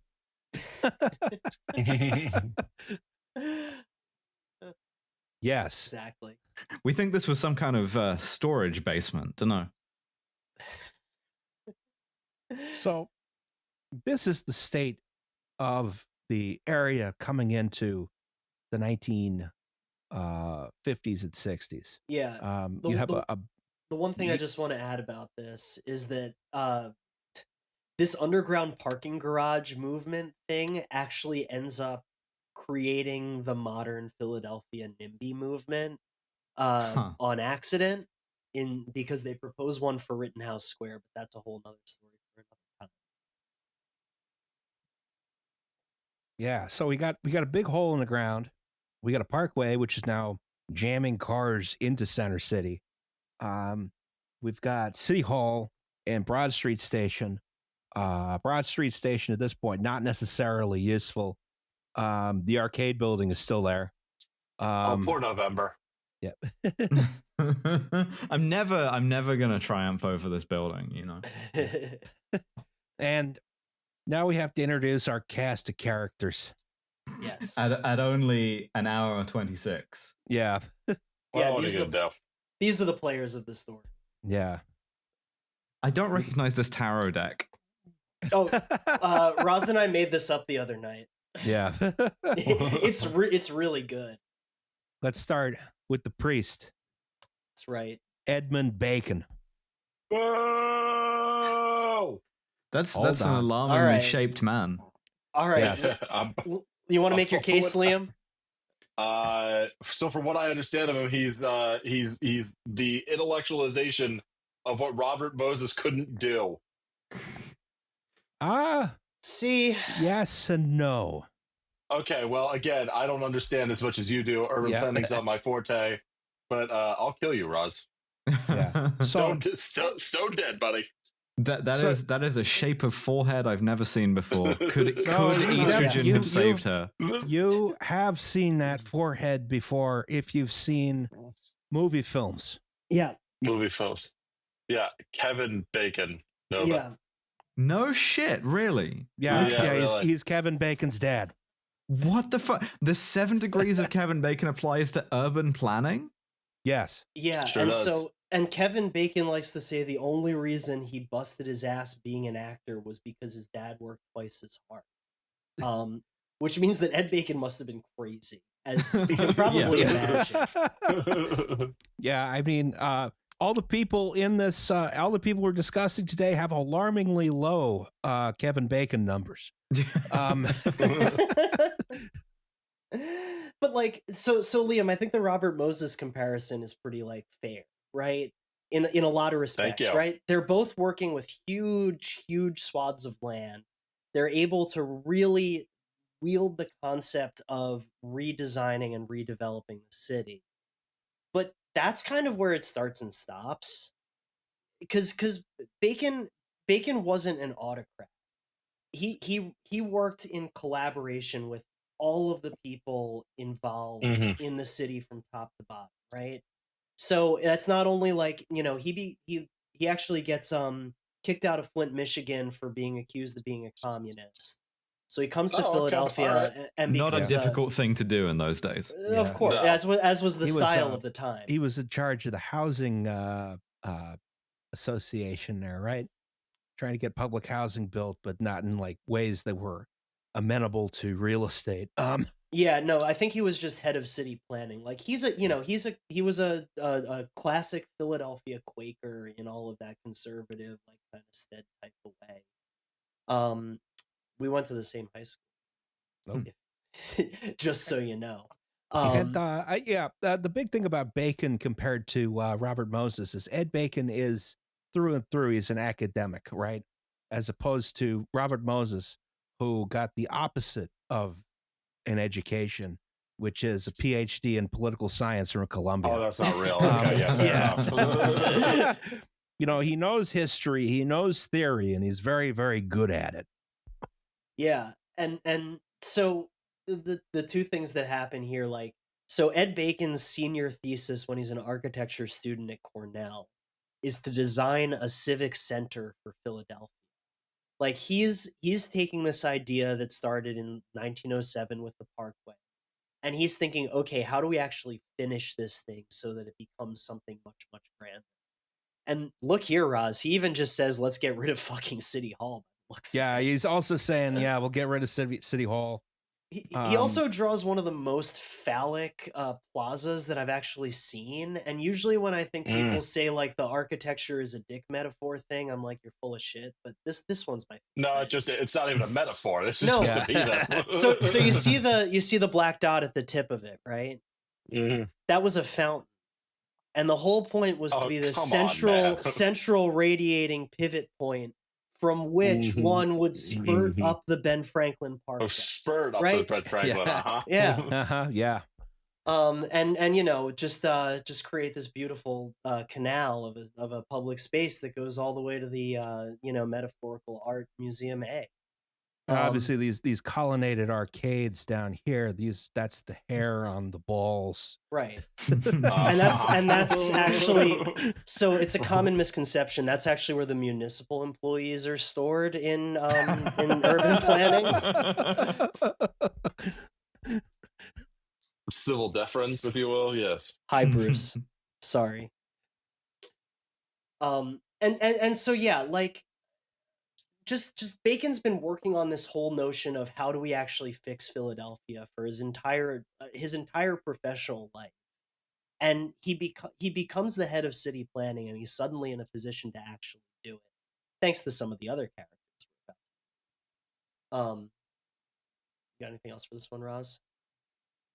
Oh, you know, I mean, we're gonna see this project through in a bit, but yeah, he's able to see this project through over a very long period of time, right? But I think the big, you know, one of the big things is the way he works is very radical in an era of like the prevailing opinion in municipal planning is, you know, any building over 40 years old is unsalvageable in a shit box and it has to be demolished. Yeah, right? Sure. You know, this is during contemporaneously to this, the whole city of Denver demolishes itself, right? Okay. Yeah, just for attention. There was no city of Denver for like 10 years. Because they thought, you know, all we got to do is wipe out these old buildings and, you know, private development will come in. Will come, right. Yeah. Private development will come in and build better buildings. And then that just didn't happen. You know, the Bacon is much more like, we're going to come in, we're going to, you know, we're going to fix what can be fixed. We're going to change what needs to be changed. One of his big inspirations, you know, if you read his book, Design of Cities, which I couldn't find my copy of, was, you know, the great Pope/Mayor Sixtus V. Yeah. Future No Gods No Mayors episode, unless he's already been one and I just have blanked that from memory. I think you did one who was in the same range of years, but it wasn't Sixtus V. We've done a pope before, certainly. Yeah. Sixtus V plans the renovation of Rome, right? This is a big inspiration for Bacon. And the whole idea are, you know, grand boulevards through the old city, and they're anchored by various monuments. They're going to be churches. They're going to be obelisks. They're going to be, you know, visual points, landmarks, the Colosseum, so on and so forth, which are going to sort of let you know where you are in the city and how to get around without a map even. Yeah. Right? It's a wayfinding system. Pretty much. And the thing that Bacon does with Sixtus V is, well, the thing that he does in Philadelphia is he unites all the parts, right? The city leaders, the architects, the planners, like the business leaders, like he figures out how to get them all aligned around a single idea. And he also gets them to believe the pithy line that Rome wasn't built in a day, because he walks through in agonizing detail, like, okay, Sixtus cleared out the streets, and he referred to them as highways, which I think is really interesting. But he's like, Sixtus cleared out the streets and put down obelisks, and then over the next 100 or 200 years, various other architects came in to finish the plan. And so, you know, connecting it back to this whole notion of like okay, well, you exist in the context of all that has come before you and all that will come to be. That was very much a part of what he was selling to people, and people were buying. Yeah, it's as opposed to Robert Moses, who just fell out of the coconut tree. Yeah. Exactly. Yeah. Yeah.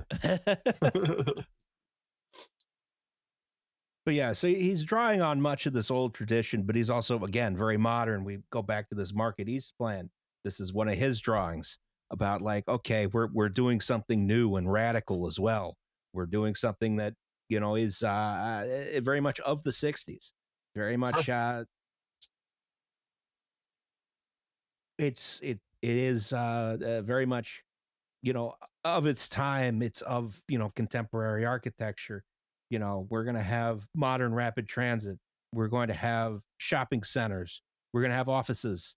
We're going to pedestrianize Chestnut Street, or we're going to make it rapid transit only. It was only buses for quite a long time.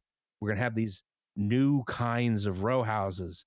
We're going to renovate what can be renovated in Society Hill, but also encourage new development, Society Hill Towers, things like that.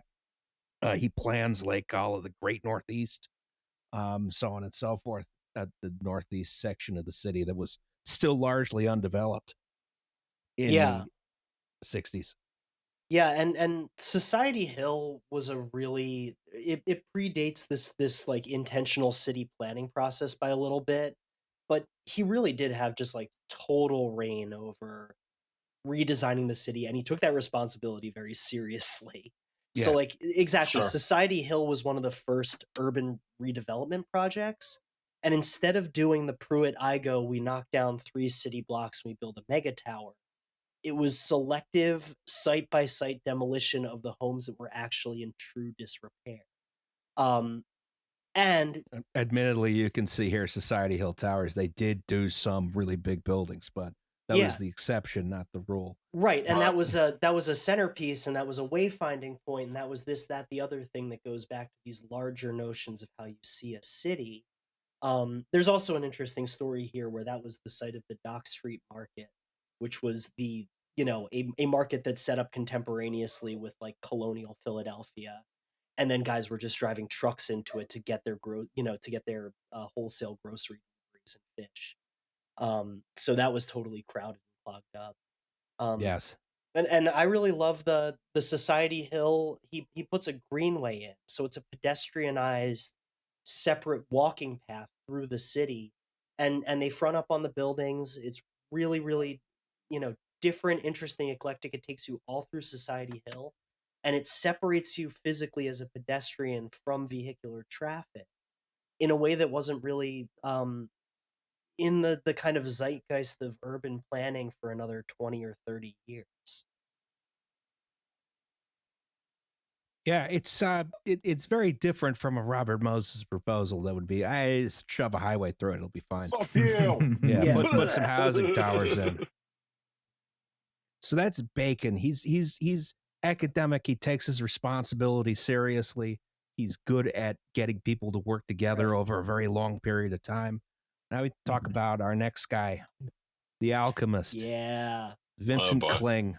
Vincent Kling, an architect who gets no respect today, and Absolutely none. And like Frank Furness, almost all of his best works are torn down or modified beyond recognition. But Kling was equally important to the design of the whole thing. Yes. Bacon doesn't think of himself as a architect. He thinks of what like the city planning is like the stuff that puts a city together, that architecture follows. Mhm. But Kling is actually the architect, so he's given license to actually make these projects around City Hall happen. Yeah, and you would think that you would, go to at this time Philadelphia's greatest living architect, Louis Kahn. Oh, Right? Crazy Uncle Louis. Crazy Uncle Louis Kahn, right? Who And they do. And he designs whatever this thing is. It's so fucking good. Right. So Lou Kahn actually did mostly speak in riddles. He would say stuff like, the street is a room by agreement. Or in a small room, one does not say what one would in a large room.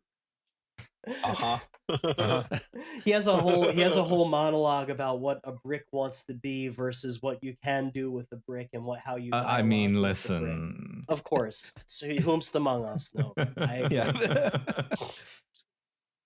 Yeah, but he still puts those big post-tensioned, slabs through the arch. So is that brick really being an arch? I don't know. It's impossible to say. He has a big thing about served and serviced spaces. Anyway, the big thing here is that, okay, we need some buildings and some serious design for the civic center, which involves things like office buildings, right? As opposed to, again, whatever this thing is. So, and look how serious he looks talking about it.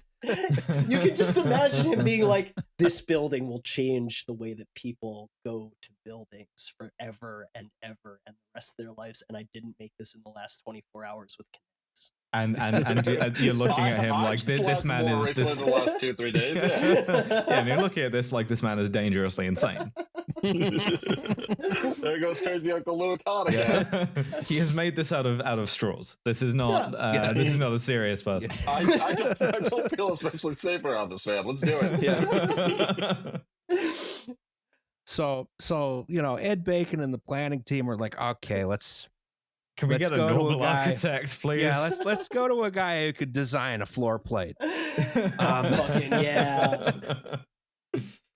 This building is like everything else from this movement. It's so goddamn good, and it's so neglected by the people who are entrusted to maintain and provide for it. I've only been in municipal services building in one of the office parts once. And it's got the flavor of fluorescent lighting that just immediately makes you go insane. Municipal services building. This is, I think, one of the greatest buildings we got. I mean, this rendering goes really hard. I love it. Oh my god. Right across the street from City Hall. Municipal services is the one that used to have the big Frank Rizzo statue in front of it. Anyway, it's all like board formed concrete. It has wonderful, like, nice stone finishes inside, in all the elevator lobbies, in the main lobby. Gorgeous finishes. The basement is where there's all the, because they excavated that whole area. That's where you go to stand in line to get permits from the city for building stuff, or, change your water service, or more frequently. You can't do that. Don't worry, you can't do that. Yeah. More frequently, you hire someone to stand in line for you because it's not the most efficient system down there. Just think that there, Ross. It's a fucking labyrinth of the Minotaur that gores you. But this is welcome to MSP. Welcome to the municipal services building. Fuck you. No, and they literally print you off a piece of receipt paper with your number on it, and it is the waiting room. It's kind of fun if you have nothing to do all day, but like everything else with this stuff. Like the idea of, you simply go to one place to get any kind of permit done or interface with any kind of city department customer service desk. That makes sense. The execution of it is hell. This is the kind of socialism I want and support. This is actually existing socialism, is the basement that could have been full of cars, but is instead full of people waiting for permits. What kind of permit? All of them. All of them. All of them. You know what else? You know what else? The elevators are really fast. Oh, yeah. Ooh, yeah. Okay. But yeah, so this is so anyway, municipal service is a very good building. And yeah, so Kling is given control over just a huge amount of space. Yeah, and again, all you have to do this is not talk in riddles and be capable of designing a building that you can sell space in. Yeah, I mean, that's the thing about Kling. Luke Kahn was more like, he gets into more radical architecture early. Vincent Kling is like, I'm going to go work for SOM for a while and design a couple of buildings and then start my own firm. And, that works out for him. Yeah, and again, Kling is given full reign of all the parts that Ed Bacon has been like salivating over and trying to like unfuckulate.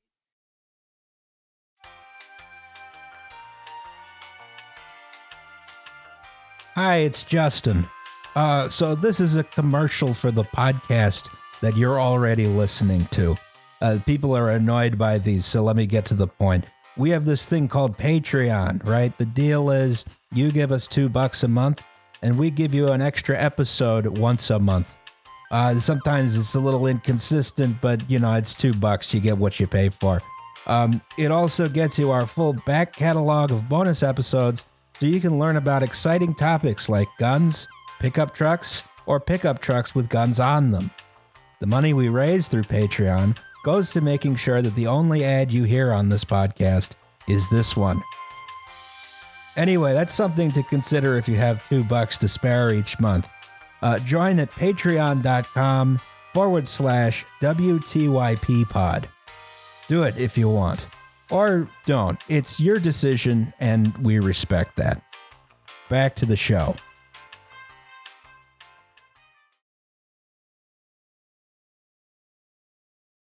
Hey, look, Roz, what's there? The arcade building. The arcade God, building. The arcade building Yes, is still yes. there. So yeah, guess what? Kling is the only man who can do battle with it, and he kills it. does. Yes. Yeah. All right, this man is my knight errant now. I'm gonna bestow upon him like a favor, like a little ribbon or something out of my hair. Ideal. You see this huge atrium here is on the location of the arcade building. Hitler dead. What new? Yeah. Yeah. No, and so he designs all these giant civic spaces and the buildings that are in between them, right? So the clothespin right below that is that's the way you get into the underground concourse, right? So it follows this whole thing that Ed Bacon's been trying to get done, where you have these monument obelisk type shapes that draw you to a specific place if you need wayfinding. And it's the same thing with the fountain in Love Park.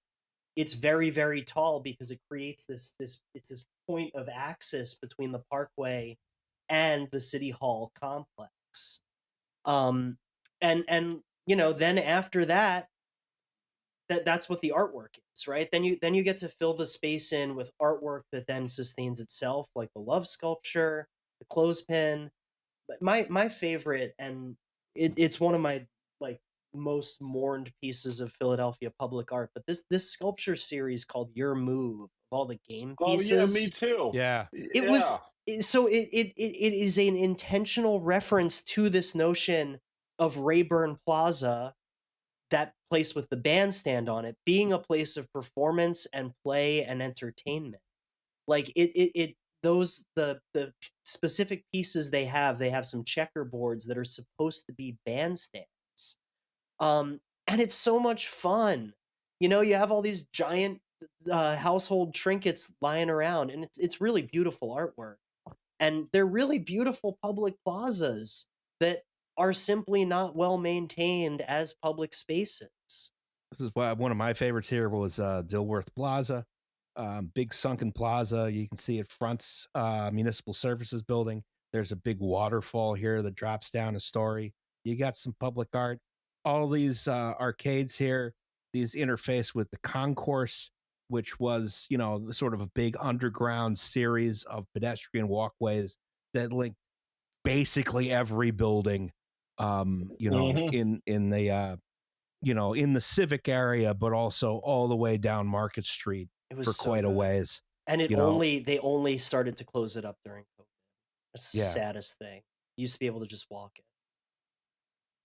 And again, it's on alignment with Municipal Services Building. This is Beaux-Arts architecture. It's just executed in concrete. Right. all of this stuff is about creating a grand axis and grand viewpoints and really highlighting and celebrating parts of your city. it sounds kind of stupid and it sounds hokey because it's aspirational, but like I don't know, maybe I just think it's neat, but I think It's this is like beautiful.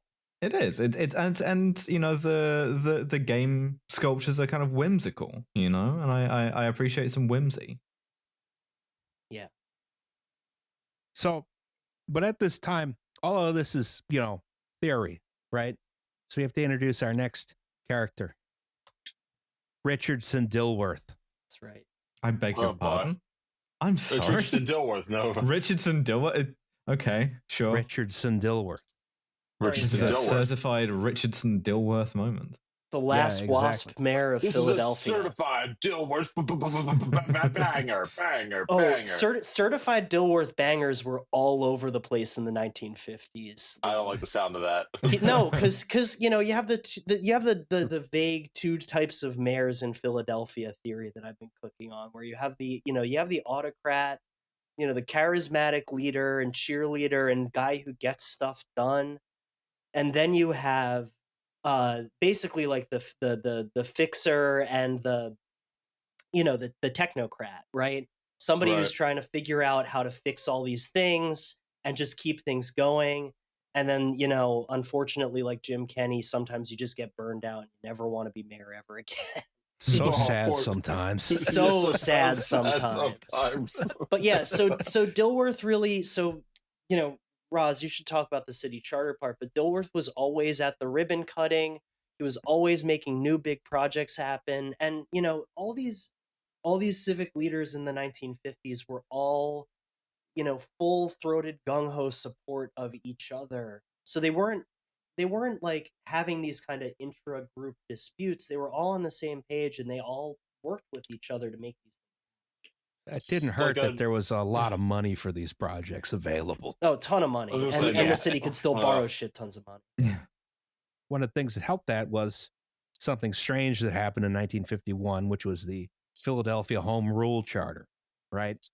And this Yeah, he essentially finally got rid of the changes- British yoke. Yeah, exactly. The British in Well this done, case us. lived in Harrisburg. Yeah. Brits out of Philadelphia. Yeah. Yes. This essentially, Unironically, yes. Yeah. yeah. From this, essentially, what the Home Rule Charter does is it changes the legal status of the city government from, you can only do what the Commonwealth explicitly allows, to the converse of that. You can do anything the Commonwealth doesn't explicitly disallow, right? So over time, this results in sort of this political situation where suddenly, State Senator Jim Shitman from Armpitsville, Crawford County, suddenly takes, extreme interest in the local politics of Philadelphia, which is a city he hates, except when it's, politically convenient to like defund orphanages or something in the name of working people, or, say that, I don't know, bus drivers are essentially chauffeurs for wealthy Philadelphians, right? Who are coming here to but do crime. that takes a while to happen. For the moment when Dilworth takes charge, he's the second mayor under the Home Rule Charter. And the Home Rule Charter does something very funny, and I don't understand why it happened, which is the city had elected consistently Republican mayors and city councils right up until 1951, and the whole thing just flips instantly to the Democrats. And it's because they got this done. They got done something big and exciting, and that they were saying was going to change people's lives. And there'd been a lot of focus on suburbanization at that point. People were still leaving the city. They were going to Levittown. They were going to the main line. They were going to, I don't know, like Seacane or somewhere, right? Dilworth's is like, we're going to build a new mayor's residence. I don't know if it was a mayor's residence or just his house. No, it's always a personal home. There is no Philadelphia mayor's residence. So Dilworth moves into the section of the city that they're going to redevelop next, which is now called Washington Square West. Yes, he has very strong show of confidence by building a brand new 17th century house. Yeah. Or 18th century, excuse me. Right on Washington Square, where they're about to do all this redevelopment, and it's like, okay, listen, I'm going to deal with all the construction noise as well. But we're going to do this. We're going to do these fucking projects. This is going forward. Right. And so Jane Jacobs, who writes about the Philadelphia public squares in 1961, refers to Washington Square specifically as a pervert park. And so that's, after this house was built. So that bet took a little while to pay off. Then also shown here is one of the earliest parts of this whole scheme to get completed. This is within the confines of Love Park, is the Welcome Center, which is this big UFO shaped thing. Hell yeah. Right. It's pretty cool. It's the only thing that's still there. Greetings, Earth from Philadelphia. Yes. Yeah. It was inspired by like those World's Fair buildings in the 1960s. Oh, so sure. Yeah, Dilworth is the guy who kicks this all off.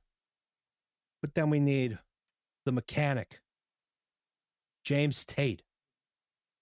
Yeah, so James Tate is the other kind of Philadelphia mayor, the one that comes in and fixes everything.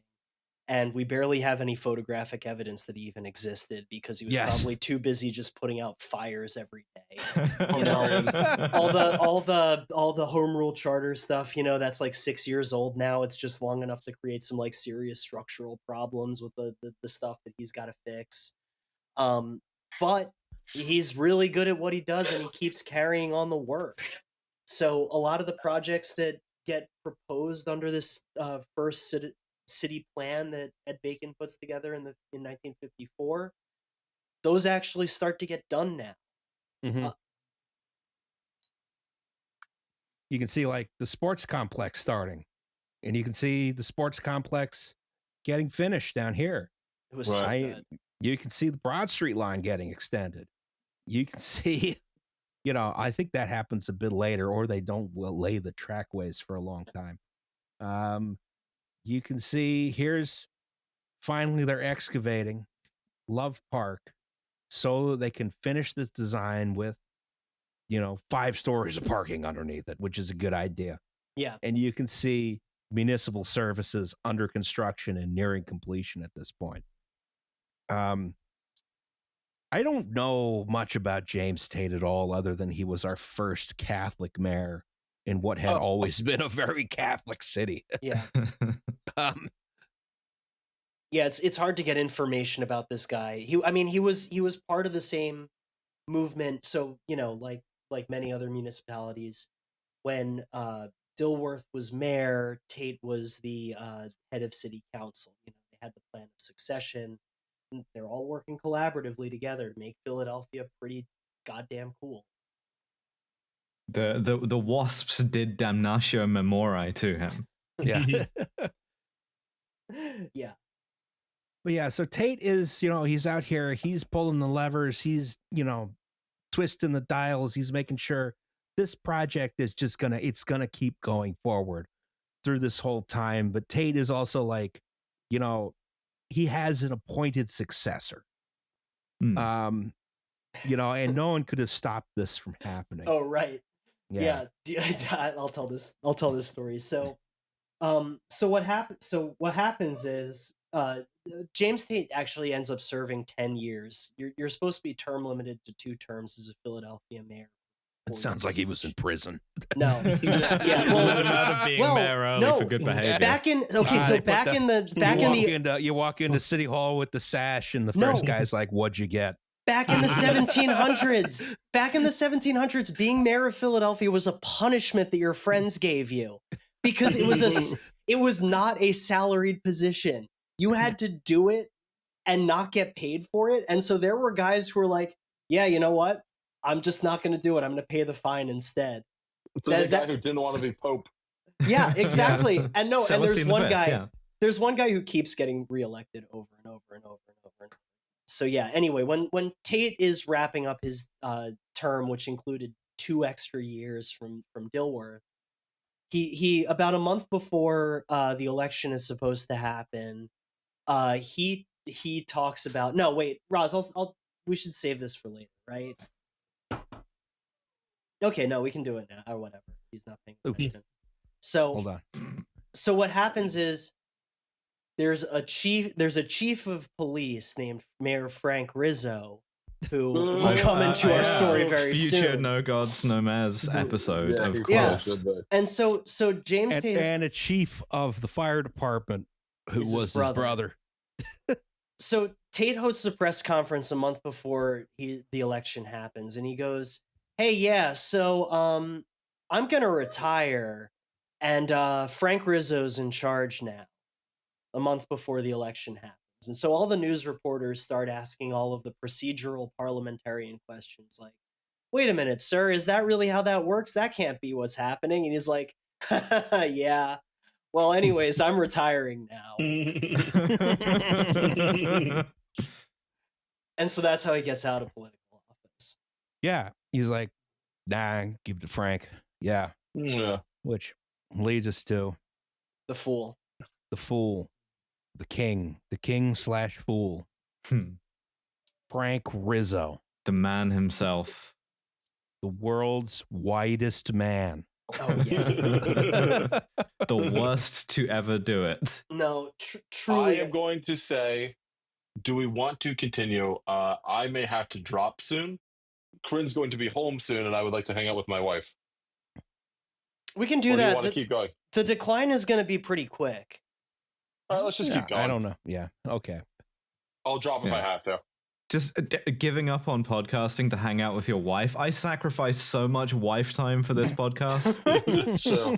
And the reason why is because this pays for me to get my wife nice things, which is Yes. which is a joy beyond imagining. So My thank you all hands for look funding like my this. wife. Yeah, My hands look like this, so hers gonna. My hands look just carpal tunnel. So. my hands look like completely normal, so that her Yeah, hands can actually. look like this, and it's just like festooned with rings. Go fund my wife. Stop So, funding my Please, wife. stop please. funding my wife. Right. So Rizzo's a terrifying and incredible figure in American politics. Rizzo redefined, I think, what a mayor is. Mm. Rizzo is, I mean, he is, in my mind, the epitome of a mayoral archetype, which is the strong man. Oh yeah. Yes. Yeah. Yeah. Right. Mhm. So he comes up through the police department.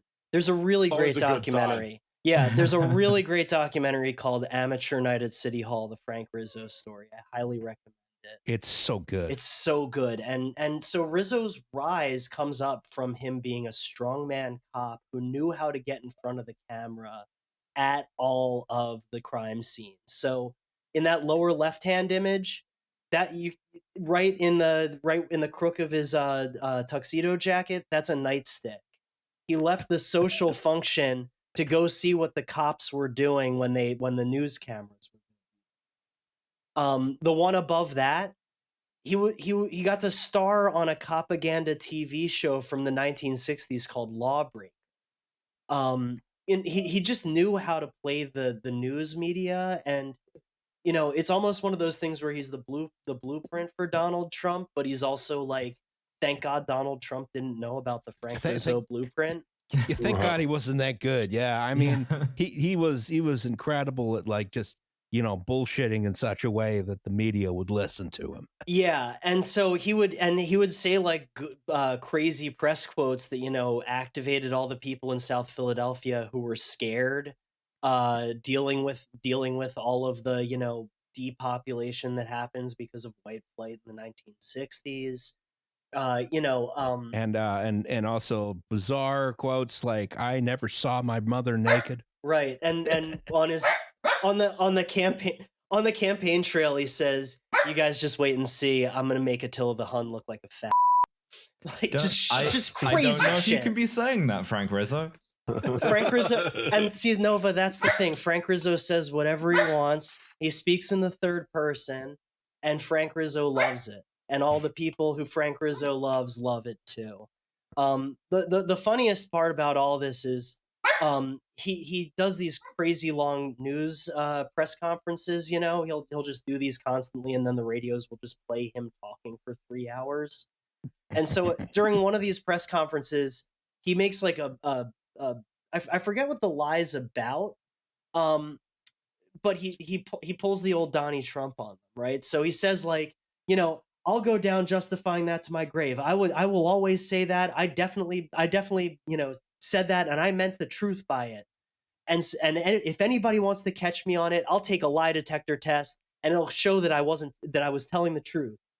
And so they strap him to a lie The detector Daily News test, straps him to a lie detector test. and he loses. Oh, Frank Rizzo.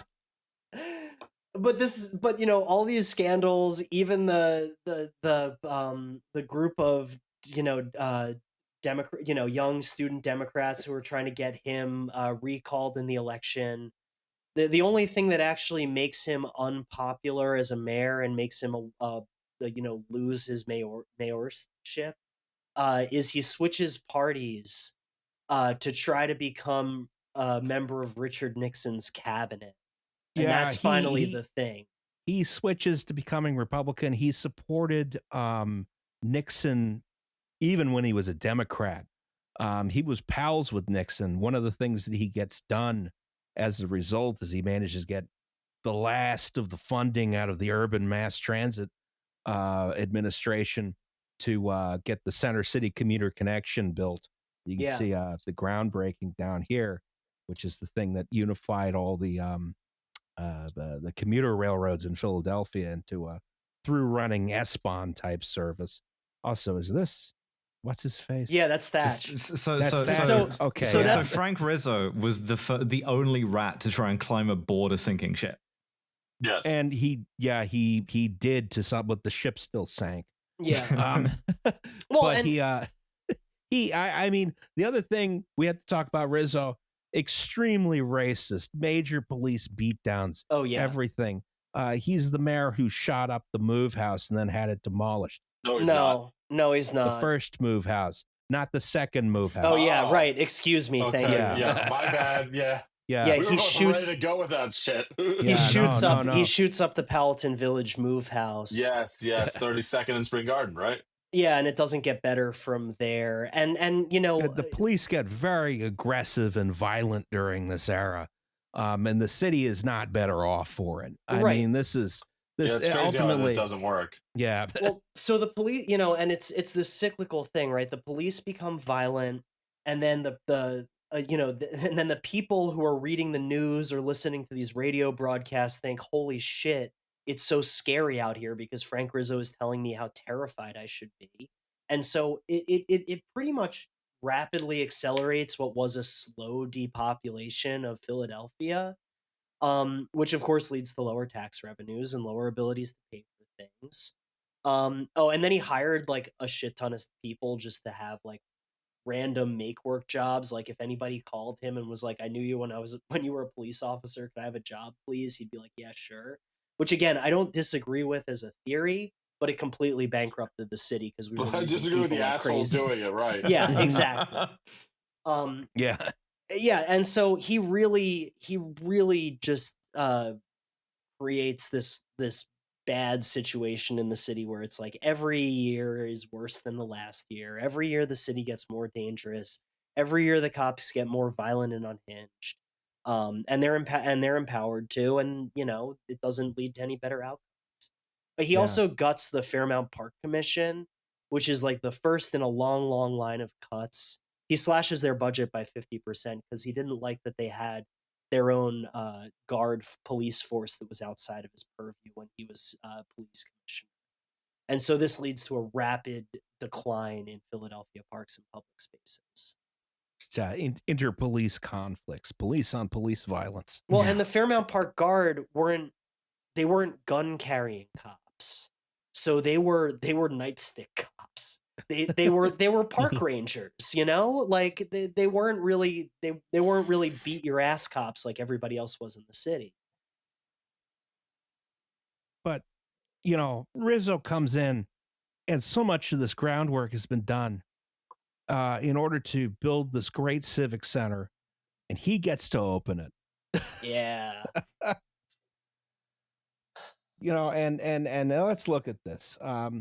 We have our, beautiful diagonal viewpoint straight through City Hall, the fountain, and the Parkway. Mm-hmm. We have our view shed through Municipal Services Building, and also the fountain.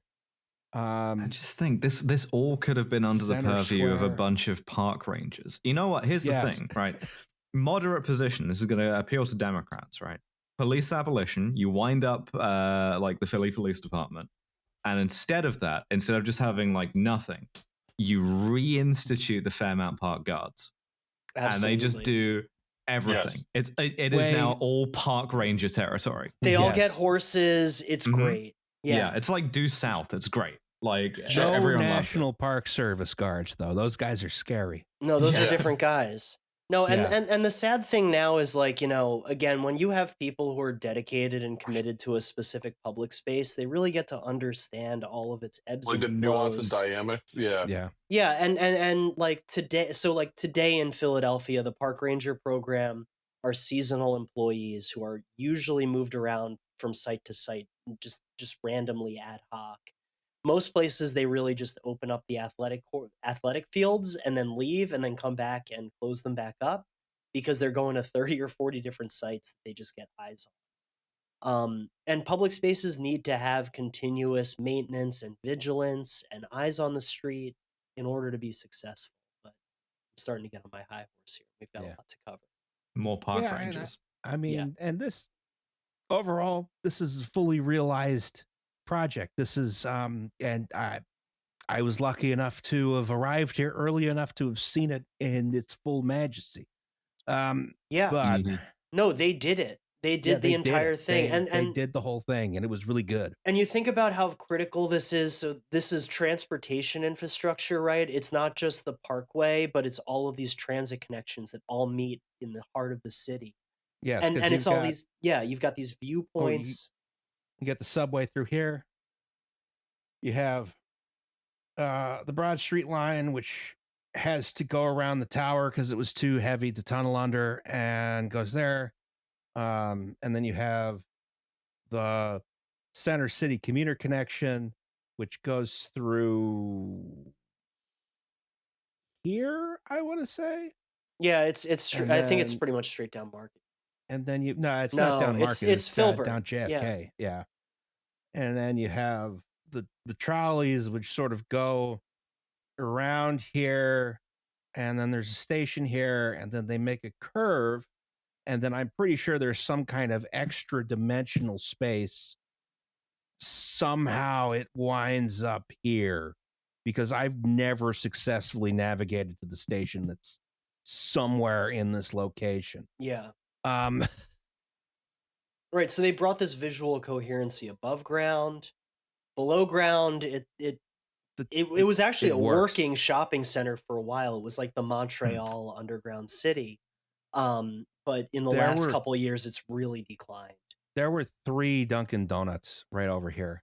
I used to take the L Magnificent. into 15th Street, and then I could walk directly underground. I would walk over to Suburban and then just cross the street and get in. My building was 1515 Arch up here. Yeah. But I spent like on my commute from 40th Street, which is where I lived at the time. It was, I spent all of like 2.5 minutes above ground before I got to my office. No, and this is how Ed Bacon solves for the ill of cars in the city, right? Because he doesn't really love them.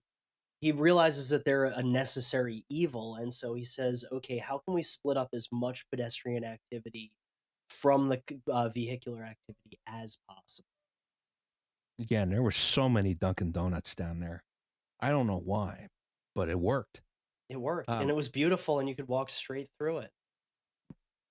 And again, this weeping. We don't know how to do this anymore. We don't know how to do this anymore. We don't know how to do this anymore.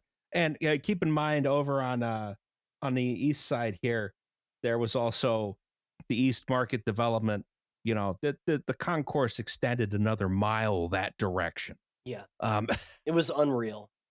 I can't believe they did all of it. All of it happened. All of it happened and was working until 2019 or 2020. Yeah. That's the crazy part.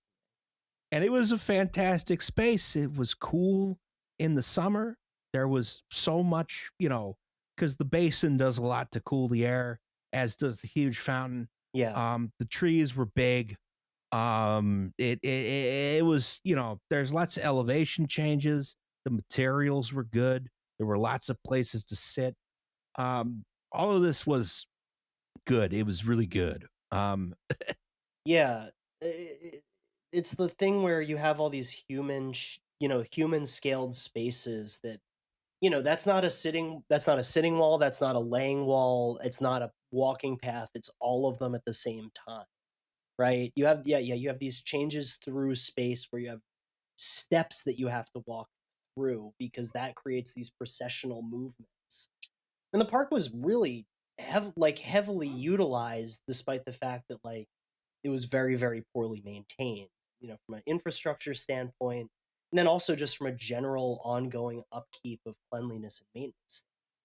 Yeah, you got lots of colors in the pavement. Oh, this is and the beautiful. planters. It's hitting the SimCity 3000 aesthetic, Yes. Yeah. I'm hearing the soundtrack in my head right now. And a park like Love Park has to serve. It serves a generally limited use set, right? You don't have, in this time period, you don't have residences around. So it really becomes a park that doesn't have a destination of its own to it, other than as a place where office workers eat lunch and, sometimes people hang out. And it starts to develop this reputation as, kind of a scuzzy park. Yes.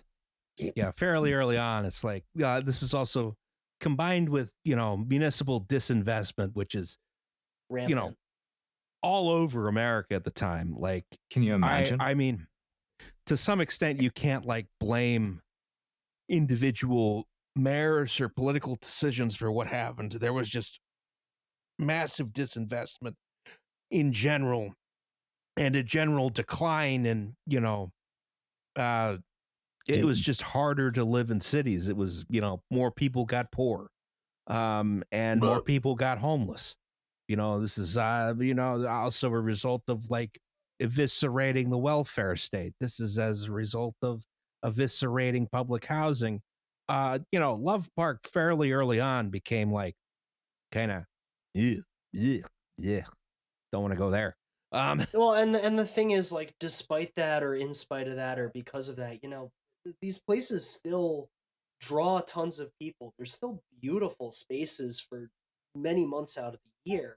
Yes. But the people who have to live around them constantly, or the people who have to work around them constantly, these are municipal leaders, and now they've got a big plaza that's architecturally cool, but if you can't maintain it or you don't pay to maintain it, it becomes an eyesore. Yeah. So this is opened in time for the bicentennial in 1976. Will we embarrass ourselves? Yeah. Yeah. Rizzo Because of comes Rizzo. out to he says a bunch of racist things and then introduces Frank Sinatra. Yeah. Oh yeah. It's Italian American excellence. Yeah, and Rizzo ahead of the bicentennial asks to call in the National Guard to Philadelphia in Not case for any there particular reason, just for literally vibes. in case Jesus. there might be riots. In there case might maybe be 70s riots. Antifa. I mean, at least in the 70s, the Weather Underground might blow up a garbage can outside your work or whatever. But Right, so that's a good point. So because everybody sees, because this gets picked up in all the newspapers all over the country, nobody comes to Philadelphia for the bicentennial. Just we're gonna have a firm hand with crime, right? We're gonna advertise everywhere. If you come to Philadelphia for the bicentennial, we'll kill you. We'll kill exactly. You. our cops or gangs will kill you. Yeah. Cops and other gangs, etc. That's also when the actual love statue by Robert Indiana's put in, right? Hi, Andy. Sorry about Andy. She's a Oh, very I'm not upset. she's a very angry senior dachshund, and I'm sitting on my chair, which Aw. is far away from her couch. But yeah, so this is, I think architecturally successful. That no maintenance for a long time, no active disinvestment by the city, which brings us to the saviors, the punks. Yeah. Yeah. Yeah, so the punks That's good. Yeah. So the punks love to skate, and they also like to shake things up a bit. And they're not deterred by scuzziness. If anything, they're attracted by They're it. attracted to it, yeah. Exactly. And, what ends up happening is kind of the worst possible problem for a municipal leader, but the best thing for literally everyone else. Love Park becomes a park that's a haven and an awesome place for skateboarding. All of It that becomes- concrete, all of those angles. It's all granite, Nova. It's even better than concrete. Wow. Yeah. And the thing It that holds up really well to grinding. Like you could visibly see, the gunk that came off the skateboards because people, were grinding so much on it. yeah, I'm not thrilled about the idea of somebody in a t-shirt and baggy jeans sliding across a granite slab at speed. Like, Now, people did get injured every yeah, I more bet. than once in a while. It Yeah. kind of comes with the sport. right. And so Love Park finally gets a reason for people to go there and not just take a picture with the nice pretty love statue, but actually spend time in it. But the people who figure that out are skateboarders, which in the 1990s and 2000s were the lowest scum of the municipal earth. Yeah, I don't personally remember this, but I know from my study of history that before 9/11, these guys were public enemy number one. I mean, they were Skateboarders, yeah. Yeah. Right. They were Osama bin Laden. Yeah. Oh yeah, absolutely. Jesus They were Christ. ISIS. Yeah, they were ISIS. Yeah. ISIS, right, of course. So because of this, Love Park becomes known as a skateboarding park, not just across the East Coast, but nationally and internationally. Skateboarders hear about it, they watch videos of it. I read a We lot hosted with the X Games when I was a kid. Yeah, we talked. Yeah. 2 times. The X I- Games were yeah. hosted twice, and in between them, the city decides to ban skateboarding in Love Park. Fuck off. Yeah. I watched a bunch of skateboarding videos just to find, images of the park that were old. And I didn't realize all of the skateboarding culture, which was at the time, it was like you go to the skate shop and people would have VHS tapes of them doing sick tricks that they just sold to the skate shop that you could then buy. The human desire to show off a video of you doing some cool shit has been around for a long time. Yeah. Yeah. And I was like, oh, I understand the secret tapes from Tony Hawk's Pro Skater 2 now. Yeah. Yeah, and the other thing that I read about these skateboarding, or that I read about in the skateboarding videos, is that because Love Park was a curved plaza, fisheye camera lenses looked really good in it. So that's what you see in that lower left-hand corner. Yeah. And with the statue right next to the big impressive jump that you would do, it was like the most cinematic spot in skateboarding history. And again, it was right in the heart of downtown. You got to see City Hall in the background. Center City. Don't say downtown. I can say downtown because I live in Center City. Downtown. So over there is downtown. Downtown. You know this, Roz. I'm allowed to say it. I don't believe you. Oh, God. Next slide, please. Yeah. Sick. More pictures of skateboarding. The other really great thing that happens is because, again, this plaza is not taken care of in any meaningful way. Skateboarders learn that you can use a thing to pick up the granite slabs that make up the pavement, and they stuff shit underneath it to make ramps. Yeah. Nice. Like, Yeah. Every time I walked around this park, all those slabs were loose. Yeah. Yep. You could jump over the trash can. You could move the trash cans and jump over them. Yeah, It that was a really big was one, set is up jumping right. over the trash can. The other big one is you had the fountain gap, Yeah. right? Where, the fountain was drained for the winter. So you jump off the highest stairs next to the love statue. And what happened in this case, this man appears to have made it. In most cases, you eat He shit and bleed a dies. lot. Yeah. Yeah, but it was just so good. Nah, And it was then- really good. And then this was cited as a contribution to making the whole area was safer because, there's always people. Because there's out pedestrian traffic there. all the time, right? Yeah, Right. exactly. Right, like the skateboarders realized that they were in a municipal plaza that had office workers walking through it. They would respectfully wait while people passed. Like it was like any other public space. You treat Punks are everybody nice by and Right. large. Yeah. if Yeah, everybody's punks given are an nice people. opportunity to respect everybody else, they'll usually take it. And so despite all of this, the bad thing happens. The bad thing happens. Yeah, the bad thing happens. they got the X Games twice. It brings in a huge amount of tourism money. They ban skateboarding, and then they try and do a renovation to prevent it, which is where Ed Bacon comes back. Yeah. Yeah, this is the coolest thing anyone's ever done. Accidental Renaissance art here. Yeah. So Ed Bacon's like what, 93, 94? He's 93 years old. Yeah, Oh, when he doesn't pissed look off a at the day skateboard. He doesn't look a day over 85. Yeah, when they finally banned skateboarding in Love Park. And you see here this sign that says skateboarding prohibited at all times in JFK Plaza, which was its government. Forfeiture of fucking Yeah. skateboard. Yeah. Get the fuck out of here. I love that it has a government name. Oh, yeah. I also love that, again, skateboarders, you may have been, if you're kind of the generation that I am, downstream of skateboarders believing themselves to be the most oppressed people in the world. Absolutely. That's because Well, they were. They used to They be. were, Used to be, yeah.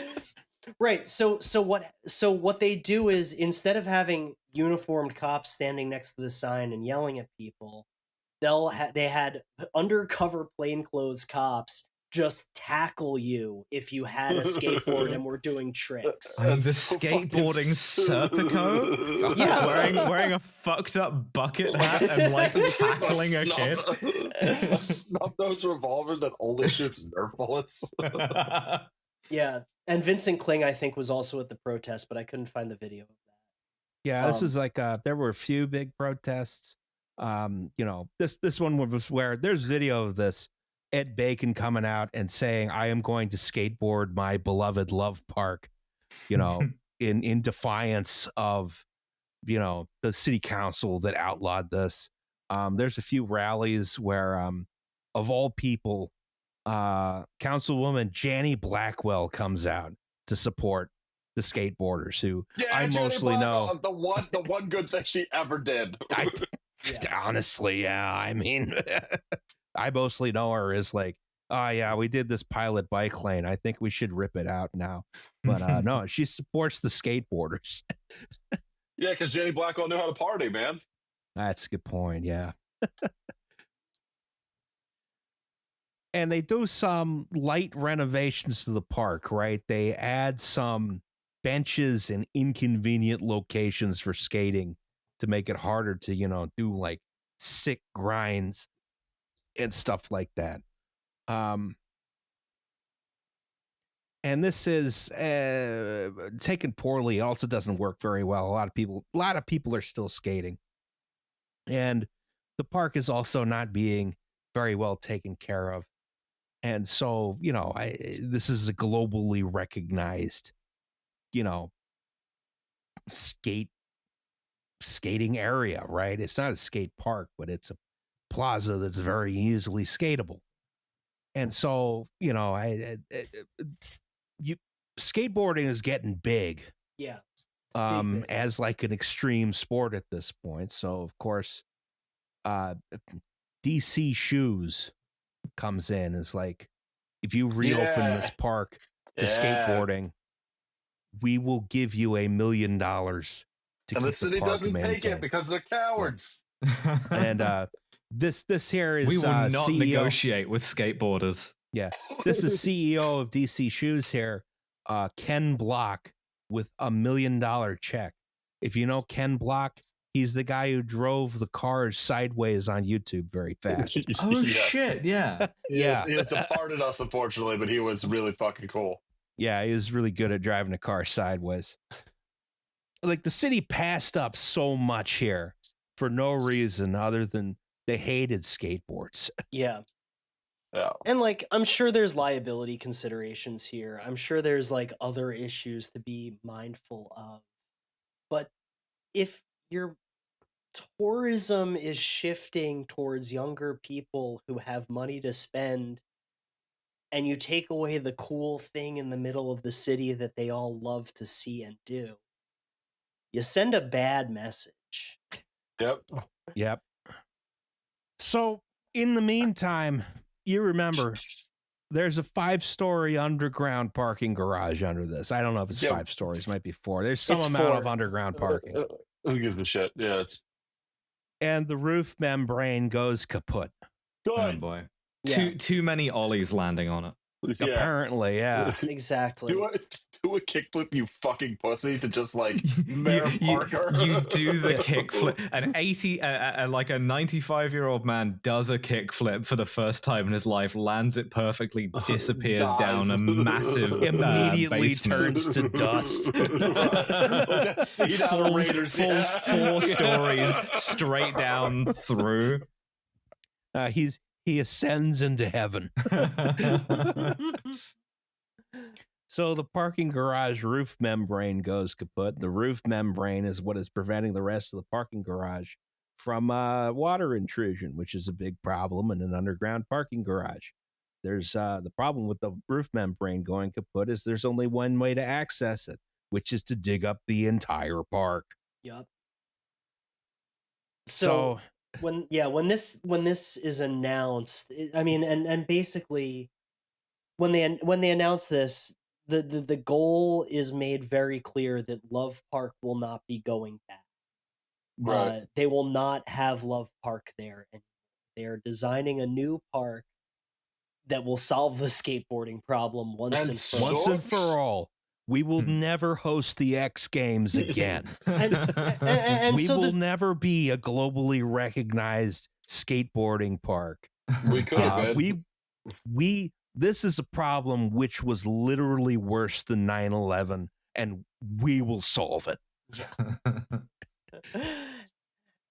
And so what they finally, after a lot of back and forth, the only part and a lot of specific targeted activism towards saving this saucer, that is the only part of this plan of the original Love Park that ends up getting saved.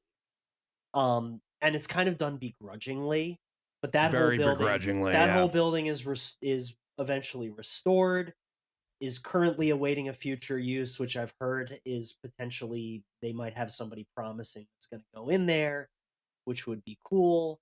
But like all architectural projects that are announced, architectural projects start with the render. Yeah. This is also buoyed by the great success of demolishing Dilworth Plaza, the sunken plaza we saw before, in order to kick out Occupy Wall Street. Yeah. Which was also replaced by a very inferior space, I think. Right. So you get this notion, especially in like the capital planning part of the projects, that we're just, every time we redesign a space in Philadelphia, it's going to be this weird flatland thing. Yes. Because we simply do not have the money for maintenance the way that these spaces really, really need them and deserve them. So we're just going to get rid of the parts of the park that make it hard to have it be anything other. No nice little stone walls, no elevation changes. It's going to be a lawn. You get crap. Yeah. It's going to be a lawn. In these early renderings, you can see the fountain seemed to have a basin. It'd be so cool if it ended up looking like this. Oh, yeah. Great. And there's so many people. They're all Yeah. having a great time in the direct sunlight. Yeah, you can do a lot of things with entourage that real people don't do. Entourage here being the happy cutout people you put into architectural renderings. Oh, I Yeah. learned a term. Yeah, I They're learned having- something today. They're Yeah. having a great time either standing or sitting in a bench in direct sunlight, or just standing around in the middle of the grass, Yeah. as we do in parks. Of course. Yes. And And yeah, Another part of the reason for going for a design like this is something that's very popular at the time, which is the P word: Privatization. programming. yeah. Fuck off. Yeah, people love to have a space which is easy to program. Yes, You can have some kind of street market that happens once a weekend. You can have a farmer's market. You could have some kind of little cultural festival. You could have, I don't know, anything. You can program the space. Use the lawn to program the space. Yeah, You and know? then you never have to worry about skateboarders again. Exactly. Yeah, what are they gonna do? Skateboard through the farmers market? Yeah. They're gonna pull a Nicolas Cage jumping through fucking what should we call it? Reading Terminal Market? No.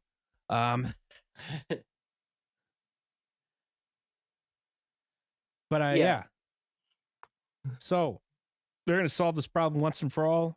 Wednesday, February 10th, 2016, at 11 o'clock in the morning, groundbreaking for the new Love Park occurs. They pull out a box full of dirt and the gold shovels. Where do they keep these gold shovels, do you think? Just in like a closet somewhere? Broad Street Station next to the rifles.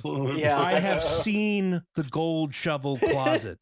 It's at the Department of Public Property on the 11th floor of 1515 Arch. They're not Yes, really Ross. gold. The national treasure. I'm gonna steal the gold shovels.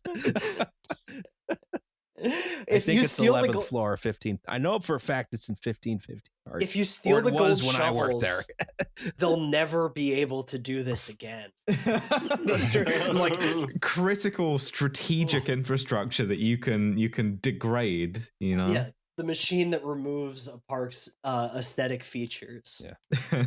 Hey, you see back here, Heartbeat. wonderful mature trees. You can see everything's in like basically fine condition, to the point where they did have to haul in a box with dirt in it to do the groundbreaking. That's my favorite part. This is so No, fucking because- stupid, man. Because Everybody I'll, digging this trough. I'll Yeah. just say again, the current trash strike happening in Philadelphia, that box of dirt It's was stinky. Yeah. handcrafted by members of District Council 33, who had to do that crap for this press conference. You can see, of course, here one of the most enthusiastic guys, Mayor Jim Kenney. But So for the rest sad of us, sometimes. so sad sometimes. So sad sometimes. So sad. Me too, Jim. This is Jim Kenney's greatest tweet ever. Unfortunately, he was banned from posting early on in his mayorship. What? Yeah. Did you send too spicy a tweet? What the fuck? His comms team took away his phone after he would post too hard during Sixers games. Sad, so sad sometimes. This is So real. sad sometimes. And he was That's how I feel about actually the Sixers too. Yeah. and he was a great poster. And then I sympathize very deeply with Jim Kenney as somebody who's just trying to do the right thing and gets overwhelmed when people get mad at you. And that's exactly what happened to him during pandemic. He just did not want to be mayor anymore. Yeah. No, why would you? After everybody hates you and all your No, political no. enemies think you're garbage. Yeah. All your political friends too. Well, then we Yeah. got. I often think about the Onion Bill De Blasio one. Yeah. Well. Whoa. Not so easy to find a mayor who doesn't suck shit, huh? But in terms of Jim Kenney, My favorite bit about that is that Bill de Blasio knows and references that. yeah, And they're like, You guys have seen that, right? Like I've read multiple interviews with him where he's like, "Yeah, I think that's funny and accurate." So they take this whole park and they throw just it in the demolish it. trash. They Throw it it in the trash. Yeah, they threw all of it in the trash. Well, they didn't quite throw all of it in the trash. We'll get to that. But they threw it in the trash. Yeah. And these are some Back when you could photos. still do that. These are some photos that June and I took a few days ago. This is when they are doing programming, of course. Yeah. So there's stalls where people can sell their wares. Yeah. So what I'll say about this, right? We did our site visit. If we're gonna get mad at something, we might as well look at it in person before we cast final judgment. And back to what I'm saying, right? They took the park out of this park and they put the programming as the major feature. And I think they actually successfully achieved their goals. The park is actually pretty populated. There's people hanging out there. That wasn't necessarily the case back with Old Love Park because it wasn't maintained at all. Right. They've also removed all the features that make it difficult, like that make it a park in any real sense of the word, right? Meaningful capacity, right? I would call this a square, for instance, All right. maybe a plaza of some kind. Yeah, it is JFK. Well, they changed it to JFK Park instead of JFK I know they did. Plaza. Yeah, which is a lie from the pit of hell, Roz. November, you are correct that this is listed on the city's internal documents as a square/plaza. They didn't want to get hooked up to the Frank Rizzo lie detector by calling it a park. God no. Right. But any parts of it, but the parts of it that were so successful and strong were about that contrast between the park-like elements and the harder scape elements that were all, the two flavors of monotone in Vincent Kling's. This is just chaotic in a totally different way, and it's not because there's 10 by 10 fence up. Like there's no rationality to the park's actual layout or design. And then the areas, like in the next slide, right? The areas that don't have the street market going on, like that's a tent from the market there. Yeah. Nobody's hanging out. This is just desolate, man. It's a huge swath of space too. In the middle of Center City, right? Sorry, downtown. So I'll just go fuck myself. No, oh yeah, these congratulations. Presumably going to just barely be able to grow out by the next time they have to replace them. Well, and so that is one of the big issues with these parking garage parks, right? You can never have tall trees there because because trees only get as big as their root structure. And then there's not enough soil to actually have like a decent roof structure in any of these parks. So people go to parks in Philadelphia to reconnect with that William Penn flavor of nature. That never will happen. Every 50 years, they're going to have to tear up at least all of the trees.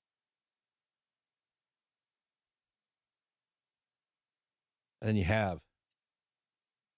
Yeah, but more programming. But again, the programming stuff was really good. So they didn't just have a street festival going on. They had the big Lego blocks. They had ping pong set up. This is the Parks and Recreation seasonal employees that staff the place putting the blocks away at the end of the night. But that's the thing, is that all these this isn't a park. This is a bunch of Lego blocks. You got to put them away afterwards. You can't just leave them out. Right. And there's like, you were talking about I forget the name of the piece, but the old like sorry pieces and chess pieces that used to be your move, and like that was hardscaping that could actually be used to play on and like invited feelings of play and people actually playing on them. And now we have this bullshit and these kids are getting paid. Well, not getting paid at all because everyone's on strike, but they're not on strike because they're seasonal employees. They're not covered by the union. Yeah. So they were there 2 days ago when I went back. Dump your trash at Sherelle Parker's house. The good news is they are also getting rid of your move. So they already got rid of that. They got rid of it. Yeah. No, and that's the same thing. That was an iconic piece of artwork in the 90s and 2000s in Philadelphia. They let it go to waste. They let it rot, They let it rot out, and now it can't be rehabilitated. It has to be all remade if they want to remake it. Right. Yeah. Yeah. Yeah. And then we have to talk about the state of the fountain. Yeah, so spray Oh. grounds. So this is the fountain is still in the same place, right? From a wayfinding Ed Bacon theoretical view, they threw him a bone. But they didn't build a fountain, and one of the reasons for that goes back to the way that these spaces interact with like ADA laws. Because a spray ground is something you can allow children to play in, a fountain you cannot. Mm. It fucking sucks aesthetically though. This is a puddle. Oh, it's so bad. It's just a it's, puddle, you know, yeah. No, and this isn't a puddle. The basin helps a lot with cooling down the area around, but also you got nasty, dirty water in there that'll give you a disease. Yeah. The thing is, this is a recirculating fountain, you know, as far as I know, Almost where all this definitely. water goes and slides down the pavers into a drain and then is recirculated from. I don't know if that's cleaner. I would assume there's some better filtration in it, but it's an interesting question. Yeah. I Sure. just know that this is quote unquote healthier for whatever that's worth, and also like again something that you can legally make happen in the 21st century. But the problem with it, so you said this is the puddle? Yeah. No, this isn't No, the puddle. puddle's This is over the here, puddle. Yeah.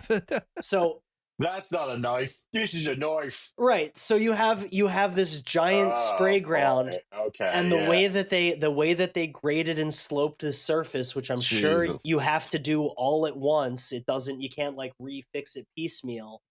It creates this stream that goes to a section of the grass dirt zone. Swamp. Yeah. the cigarette swamp. Yeah. Yeah. the great dismal swamp. Right. Mm. And then it's caught by a Grover different Park. Yeah, this is Grover Park. Right. This is totally code compliant. It follows all of the rules and regulations. And you can build it yourself in a couple weekends. Yes. No, so then that water just creates this constant puddle on the ground and in the garden, which I'm sure is not great for the plants. Or you have to figure out the planting program, right? About, yeah. The membrane that they're worried about. The membrane's probably not doing good. Yeah. That's probably very bad. Yeah. Well, and then all these public parks, right? They have to, because again, they're understaffed. They have to drive road salt trucks through. What? You can't, it's not hand shoveling, like, except in really rare circumstances. Almost always, it is just simply a giant truck drives around and dumps road salt everywhere, and then that goes somewhere. Into the fountain, which is good for the kids. Yeah, for the children. Yeah. Let your kids lick it. Hang on, I gotta shut my door real quick because we're all shouting in the hallway. Right. You live such an still working, audio still doing my beset job. life, you know? I do, November. My life is so hard. No one can hear that. There's isolating mics. And then we didn't talk too much about it, but Flying saucer. the saucer, Yeah. the welcome center, that was preserved. That doesn't feel very welcoming. I'll tell you that shit right now. Well, it's just hardscaping around it with nothing nice to look at. Also, the two big barriers in front of the entrance. Oh yeah. Also, you get nothing. Yeah. Welcome to the home of the world champion Philadelphia Eagles. Then just get your face slammed into a curb. Right. So by Sherrell Parker, who could suck shit. Yes. So despite this building being intended for a visitor center, a couple years back they said to themselves, actually a restaurant should be. No, you don't need. Oh my god! If you squint, it looks kind of like the Piz Gloria. Yeah, again, sure. I've been told by reliable sources that a promising deal is in the works, but I don't understand how you put enough tables in here to make it revenue generating in a permanent way. People, yeah, exactly. Where does the kitchen go? In your butt, Roz. It goes in your butt. Underground in the enormous cavern. In the car park, yeah. Or maybe it's just a hot dog roller. You never know. Yeah. But one of those extremely live electrified hot dog grills. Yeah. Oh yeah. Ah shit, yeah. And so this building being disused is even more kind of sad and frustrating when you know there was a hard fought preservation battle to redo it. Like the whole thing was gutted, and all the glazing was taken off, and the whole thing was put back together again. And they still can't find a tenant for this building that is supposed to be the welcome center for the entire Fairmount Park system, right? Which was at one point the largest municipal park system in the entire world. Then the definitions got all messed up. But you know, the fact that it doesn't have a tenant in it is made even more infuriating by the buildings in the park that do have their own tenants. Yeah, like the visitor center. Right. So they took the welcome center and they built something like directly next to it that sells, stuffed toys and stuff like that. A gift center for tourists. Well, my Fambassador adventure starts here, and I That's signed the true. pledge to be a Fambassador, and I joined the PHAM. I guess that means I'm not allowed to throw bricks at Cowboys fans anymore because they got to be warm and welcoming. No, and you're What's definitely the not allowed to skate in Love Park. PHAM? They're the fam, dude. The fam? It's The like Fambassador. It's to represent Is that Philly like- with pride, I guess. Is that like a Philadelphia version of flan? No, yeah. No. I don't know. It's a delicious Fambassador dessert. to harness civic pride and show the world how Philadelphia shines. Do we? We can't pick up our trash because Mayor Parker is a fucking moron. Yeah, we should just throw batteries at Mayor Parker. We should throw a truck at her. A whole fucking garbage truck. Pick it up. We'll get like 130 dudes. We'll all lift at once. We'll do a clean and jerk. And we'll just throw it at her fucking house, dude. I Pick don't up know my if that's an trash. actionable threat or not. Pick up my trash. Get your ass here, Sherelle. I got a lot of it. Then we got So the car park too. the car park, the biggest. I think this is a riff on the Robert Venturi plan for Love Park way back in the day, which is the fountain would have been significantly weirder, and there'd be a structure around it in such a way that if you approached by car, it would say parking, but if you approached by foot, it would say park. Yeah. Very strange structure. Architecture used to be so much fun. It was so much fun. I consult crazy. I consult the ghost of crazy Uncle Louis Kahn. Yeah. But I would beat you, but only for ghost of crazy Uncle Louis Kahn. yeah, the biggest sign in the park used to be the love sign. Now it's the parking lot sign. Yeah. Yeah, Extremely cool. Yeah. And so far, I mean, again, when on days when this is not like a program space, it's a little more vacant, especially on hot days. Yeah. The spray garden works. It's not a total disaster show. I will say the one good thing that happened was the portal. Right, and this is the whole story of like what happens when you aren't actively aggressively programming this park at every single hour of every single day. You give Philadelphians an opportunity to engage with cities around the globe. No one should let us do that. Yeah, and OnlyFans models come from New York to flash them. Yes. Quite sad. As you do. As you do. Yeah, No, but she had it's- very nice boobs. Oh, gorgeous! Thanks, Roz. Absolutely. Yeah. Thanks, Roz. Thank you. We are a family-friendly podcast. Oh yeah, You couldn't see right. them in the video. I mean, you could see enough. Oh my You could God, see Roz. enough to imply the Jesus. rest of it. I take an approximation and I simply fill in the rest with my large language model, which I call my imagination. Do you have any you idea how much brain power Roz needs to use to imagine nice titty? It's like a crate too. Jesus Christ! It uses a lot of water. It uses a lot of energy. Yeah. Yeah. We're boiling the oceans for Roz to imagine boobs. All right. My chair's getting uncomfortable. Hurry this up. Yeah, we're almost. I know. Yeah, so I'm this, bitching. this was also taken away from us for some reason. Well, it was moved. Yeah. It was Yeah. moved to the center of City Hall, which again is legally distinct from Dilworth Harder Plaza. to get your tits out in. Yeah. I think. Speak Yeah. for yourself. Well, Nova. no, Nova. The bigger thing is they lock it up at night now. Yeah. In the closet next to all the golden shovels. Yes. Yeah. Can you imagine having to roll this fucking thing?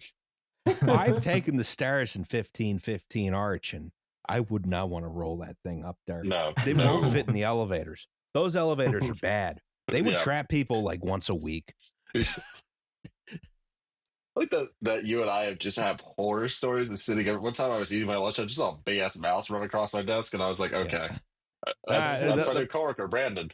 The three fundamental buildings: City Hall, Municipal Services, and 1515 Arch. Yep. Yep. And then what happens to Love Park? Well, Sucks. they saved some of the granite. And God, it's so re-erected as a skate park in the city of Malmö, Sweden. Wow, that's cool that they get to have that and we don't. Yeah. You can see there's even a propped up piece of granite here and an original trash can. So you can do sick tricks over it. You know, Swedes the only ones still preserving American values. These are this is what's left. And it's designed specifically as a skate park for skateboarders. We also did a skate park. It's called, I think, Payne Park. Yeah. Up by the art museum, which that was the I compromise. don't skateboard. I don't. It's probably fine. You know, but it's not this. You know, and you know, you can see that. Well, obviously, this thing went over the ocean, and with proper maintenance, it still works.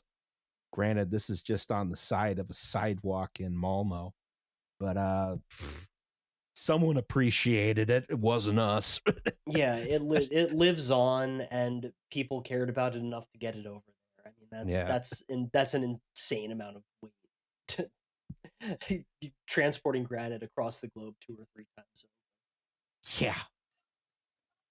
Those trash cans, by the way, those things are indestructible, but they're $6,000 a piece. I was gonna say 900 pounds a second. Yeah. Yeah. And you know, this feels like, you know, a warning story. I remember when this was happening. I remember having discussions on the Urban PHL Facebook Don't say group. its name. Don't say its name. John Geeting will pop up from behind you with a knife ready to go. Only if you do it 3 times. Yeah. I'm not going to say there's nothing wrong with John Keating, but I would prefer to have relations with him. I didn't take a moral stance on John Keating. I just said his name. Much like November, I couldn't. Don't say his name. Don't say his name 3 times into a CMX 2.5 parcel. No. No, but it's. I like that eventually every episode of Well There's Your Problem will simply end with local beef. Yeah. Yeah, you kind of look at this. There was not sufficient outrage to prevent this from happening. No, you're right. Because it looked like a lot of things, we were walking like zombie-like into a much worse situation. I mean, after seeing Dilworth Plaza go, you know, it should have been obvious that, yeah, this is going to also be fucked up. And it's currently happening with Thomas Paine Plaza. They're going to fuck that one up. Yeah. If I had to guess, you know, this is going to happen again to like Washington or excuse me, Franklin Square or something. Well, Franklin Square, you know, all the public squares still have their own special flair, right? But Franklin Square is already heavily programmed and for some of the year pretty heavily privatized. That's true. This is another way it can go. They have to operate as a tourist destination for people from New Jersey, which is real. They've got, you know, a carousel there. They've got mini golf. It's actually pretty great, and it's ran by the same people as the Betsy Ross House. Yeah, it fucks. Yeah, they do a good job of it, but you know, from my perspective on Caddy Corner from this one, you know, these public spaces were granted by William Penn to be publicly open and publicly available and publicly accessible as places of respite and refuge, not of programming and party.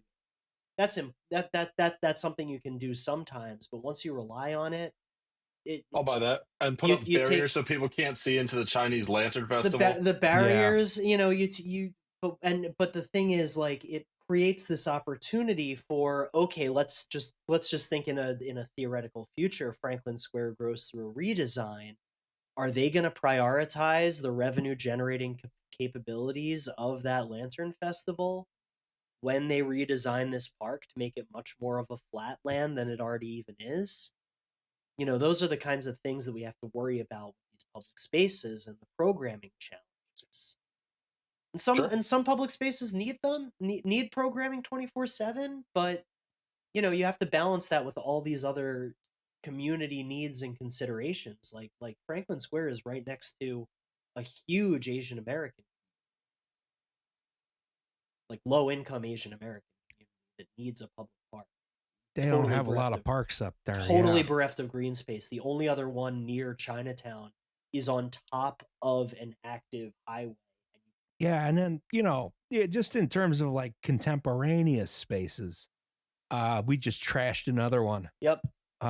Which was Penn's Landing, which I always thought was a very exceptional sort of postmodern space. You know, fantastic, fantastic brickwork.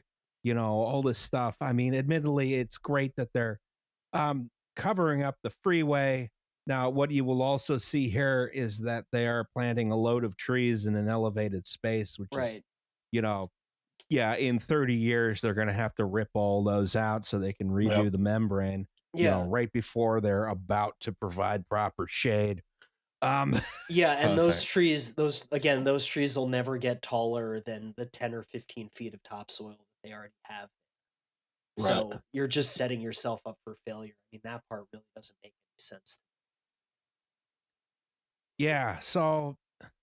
And they also scaled it way the hell back, so it's just like a block and a half now.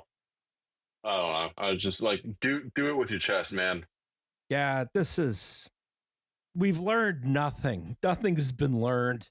We're going to keep doing it. Nothing new under the sun. You build the park on a membrane. The park collapses through the membrane. Yeah, I was hoping to land on a positive note, but that's this show. That's not this show. You must fight. No, you must fight for your right to park. You must fight for your right to park. Should I do my commercial here? That's a positive note. Yeah, you should do your commercial for the greatest park in Philadelphia. Right. So, unlike most of Philadelphia's public spaces, Rittenhouse Square in the southwest quadrant of Center City has continuously served the public since its creation by William Penn in 1682. It was never a public gallows. It was never a public burial site. It was never leased off for any private interests, and it hopefully never will be. I think the difference between these public spaces and what we have in Rittenhouse Square, which has been for many, many decades now widely regarded as one of the most beautiful and most wonderful public spaces in Philadelphia, is that the community has always provided for it for the benefit of everybody in the city. When the redesign of Rittenhouse Square happens in 1913, the neighbors come together to create a formal garden that will bring the most joy to the most people. And then later in the 1950s, when this parking garage nonsense is proposed for Rittenhouse Square, it's an idea so powerful that it creates a NIMBY movement in Philadelphia. Now, that has largely changed in my neighborhood, and Rittenhouse Square remains as vibrant a public space as it ever has. I am very proud to help run the nonprofit called Friends of Rittenhouse Square that has made many tremendous changes over the last few years.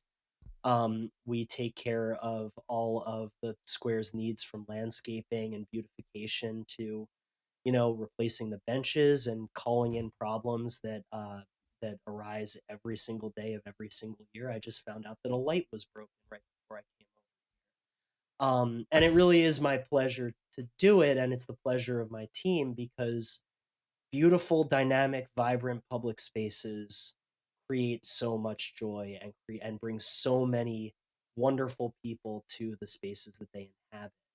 And if you care for them, if you make sure that they have dedicated people who are in there every single day watching the place, making sure that it's taken care of, it works out right. So if you ever like Rittenhouse Square or ever want to, if nothing else, please stop by. If you could leave a Google review, that's always nice. And then, everything in that park is everything in that park is donor supported. The city has never fully or carefully or well funded Rittenhouse Square. So the nonprofit that I work for is the Friends of Rittenhouse Square, and we run all of Rittenhouse Square through member donations every single year. All of the park's operations, all the landscaping, all the maintenance, all the ongoing challenges. In close partnership with Philadelphia Parks and Recreation and the fine people at DC 30. Yes. Fuck you, Mayor Parker. Join the union, go on strike, burn Terrell Parker's house. That's my ad. That's probably an actionable threat. My fault. I do a recurring donation to Friends of Rittenhouse Square because I support patrician interests. Hooray! So, Attaboy. yeah, no, if I do it, so can you. To prevent it from, I don't know, in 20 years, they turn it into sort of a lawn with some swooshes on it, Yeah. Oh yeah, it'll just be Nike swooshes. We got to be really careful. I fucking hate the swoosh. It's so bad. The Pathway thing. Yeah, that's so popular right now. Yeah. So, the parks are good. We should make them better. Yes. And not worse, which seems to be the trend right now. Yeah, they can be spaces of great architecture that impact millions and millions and millions. What do we learn? That we have a segment on this podcast called Safety Third. This is true. No, you have to play the music. No, I was setting you. Okay, fine, whatever. Shake hands with danger. Oh Jesus! Oh, the delirium has set in. Well, we're using an older one, which didn't quite make the cut earlier, even though it's very good. Okay, I'll be done in 5 minutes. By the way, send these in to wtyppod@gmail.com. Danger that happened to you at work. Keep them light. Yeah. Keep them light. Keep them about a page worth of text. But this is ideal. Dangerous stuff that happened to you at work. Ideally, stuff that was not your fault. Yes, but was your boss's fault. Yes. Yeah. Yes. Yeah. Hello, Liam, Justin, November, Gareth, and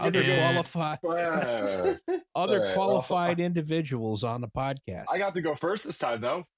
Yeah. Been listening since the beginning, but it's my first time submitting. First time, long time. Today, I would like to tell you the story of how I witnessed a near catastrophic event caused by insensitivity to foreign languages, improper safety barriers, and the enigmatic temperament of sheep. Ideal. This is the register you should be hitting. At the age of 16, I was a part-time historical interpreter at a historic farm in New York State. Think of it as a less fun version of Colonial Williamsburg. I love Colonial Williamsburg. Which actually talked about slavery. Cancelled. Doesn't Colonial Williamsburg talk about slavery now?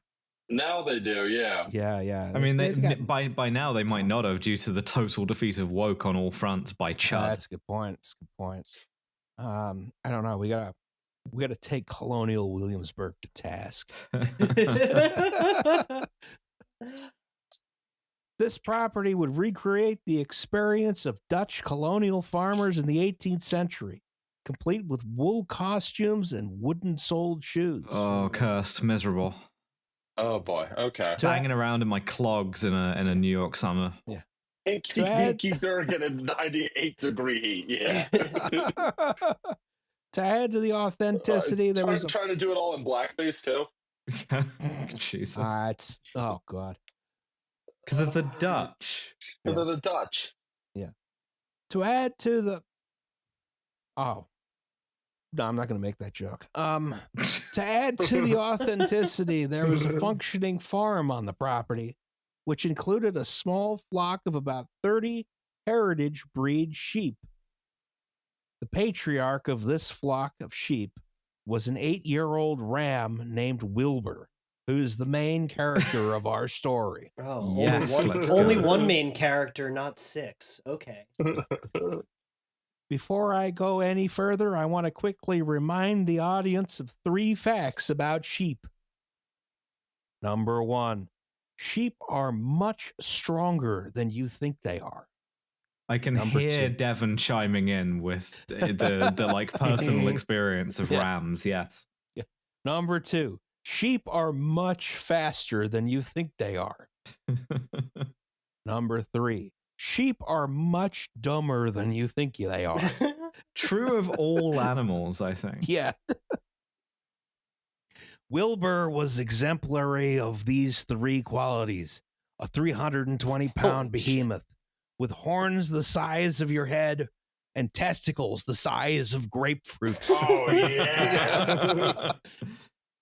Like most sheep, he would get extremely aggressive during the spring. And when I say aggressive, think bull levels of aggressive.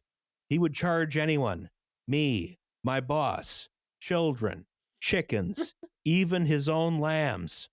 Oh, what a douchebag. I have seen him charge his own shadow on no less than 10 occasions. As such, during the spring, we usually kept him penned up during open hours so he would not murder guests. We kept him in our old wooden barn behind a waist-high wooden barrier with the laminated sign in English explaining why Wilbur was in the pen and not enjoying the sunshine with his lambs and his 8 wives. Laminated sign that says, "This ram is a piece of shit." Yes.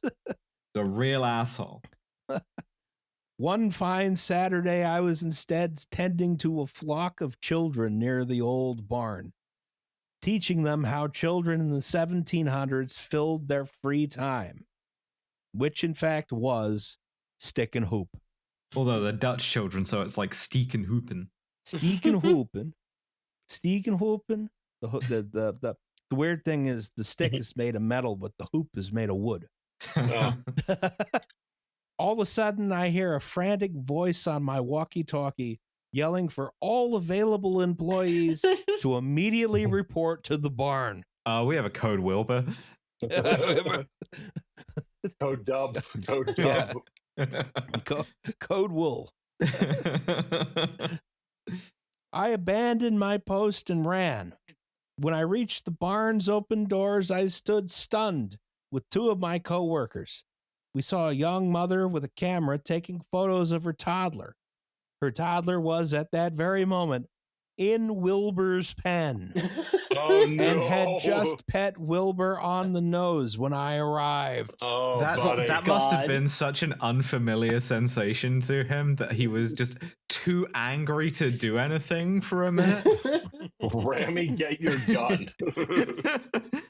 As I stood frozen, contemplating how I would explain this to the police, our medical examiners, presumably the coroner, Yeah. I was quickly nudged into action by my more experienced colleagues. Wilbur was staying completely still, eyes locked on this child. It's sort of like going into prison on your first day and finding the biggest, meanest dude there and giving him a really nice hug. Like, he's gonna kill you, but he's like stunned for a second. Confused, yeah. Yeah. The mother stopped taking pictures and was instead staring blankly at my boss as he tried to explain the peril her child was in. It didn't occur to us until later that, of course, she did not speak a word of English. Oh boy. Okay. This was even more complicated by the fact that we could not make loud noises or sudden movements, so as to not spook Wilbur. This is a woolly bomb. You have to go in with the bomb suit. The little robot claws. Yeah. Nice sheep. Nice sheep. Well, you know, the thing is, if I do my job wrong, I don't have to worry about it anymore.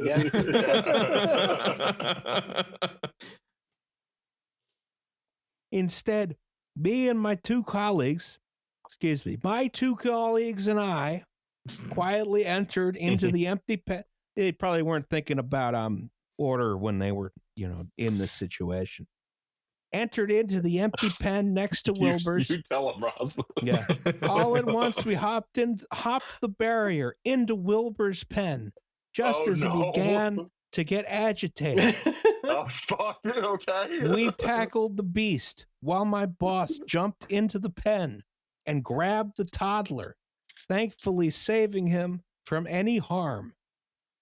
Those of us who tackled Wilbur were not as lucky, each of us receiving multiple nasty bruises from the flailing animal. Wilbur, the angriest he has ever been in his life, trying to kill everything around him. Except maybe this toddler. Finally surrounded by things to kill and maim. There's Wilbur in the target-rich environment. And Wilbur wept, for there was nothing left to kill. The child and the mother both left the property unharmed, with the mother claiming via translator that she thought that because it was so easy to put her toddler in the pen with the ram, that she was allowed to do so. Harambe defense. Yeah. You said that so authoritatively that was like a known thing, like the Nuremberg defense. It's like, oh yeah. You claim the Harambe defense, of course. It's not the Harambe defense, but it should be. They should have shot that kid. For the duration of my time on the farm after this, Wilbur was kept in a less publicly accessible area during they put him in open the hours. metal-free prison that they kept Magneto in X-Men. But Wilbur did still attack people whenever possible. Just a being of pure, untrammeled malice. That incredible work. While I would love to paint myself and my co-workers as the heroes of the story, it has never escaped me that if Wilbur had wanted to, he could have killed this child in seconds. He didn't, and in fact did not behave aggressively at all that day until 3 people tackled him. Fair enough, right? Yeah. I'm still not sure why Wilbur showed restraint that spring day. Like I said, he did not have a soft spot for children. And Divine providence. I don't know. Yeah. Audacity. It'll remain a mystery. I like to believe he spent the rest of his life doing what he loved, eating corn, attacking inanimate objects, and shitting in front of passersby. Beautiful. Heroic. That's what we all want. Beautiful. Thanks for putting on a good show. Hope that not too many people died in whatever disaster you talked about. Technically none, unless you count Kling going through the floor of the park and dying in the basement. No, Ed Bacon died, and so did Ken Block. Yeah, okay. Yeah. So Vincent 2 Kling, people. too. That's 2. But He's that was dead. not related to the disaster. Yeah. Yeah, and Vincent Kling's dead now, but that's a whole nother Oh, story. Vincent Kling is dead now, too. Yeah, that's true. So is Rizzo. Thank God. So is Dilworth. All this will pass away, you know. Where are the Rizzo's snows coming of yesteryear? Where are the parks of yesteryear? Yeah. They're concrete now. No, They're in Mm, Rittenhouse Square. We have Park at home. bunch of new gray pavers. Bunch of gray pavers everywhere. Yeah. It's gonna be gray pavers. Oh God. Well, that was safety third. Shake hands with danger. Our next episode will be about Chernobyl. Does anyone have any commercials before we go? Thank you for listening to this for 3 hours and 19 minutes. 3 hours 20, baby. We hit it. Let's We hit go. 320. Yeah, I am not sorry. And given the opportunity, I would do it again. No, I am unapologetic. You deserve to suffer. Thank you for the Liam. money. Yes. Yeah, come on. Every 6 months, I get to harass you with 3 hours of architecture information. Oh, it's the best day of my life, June. I don't give a shit. I could listen to Roz and you talk about anything for any amount of time. I don't care. Yeah, absolutely. That said, I would like to go get drunk. So can we wrap this up? No, we're gonna do another 3 hours about Logan Circle now. Yeah. Okay. No, now It's it's a quarter to 3 in the morning. I'm good to go. I'm good to go for another one. Let's go. All right. Thanks, All right. folks. Bye. Thanks, All right, everybody. Good night, everyone. Good night.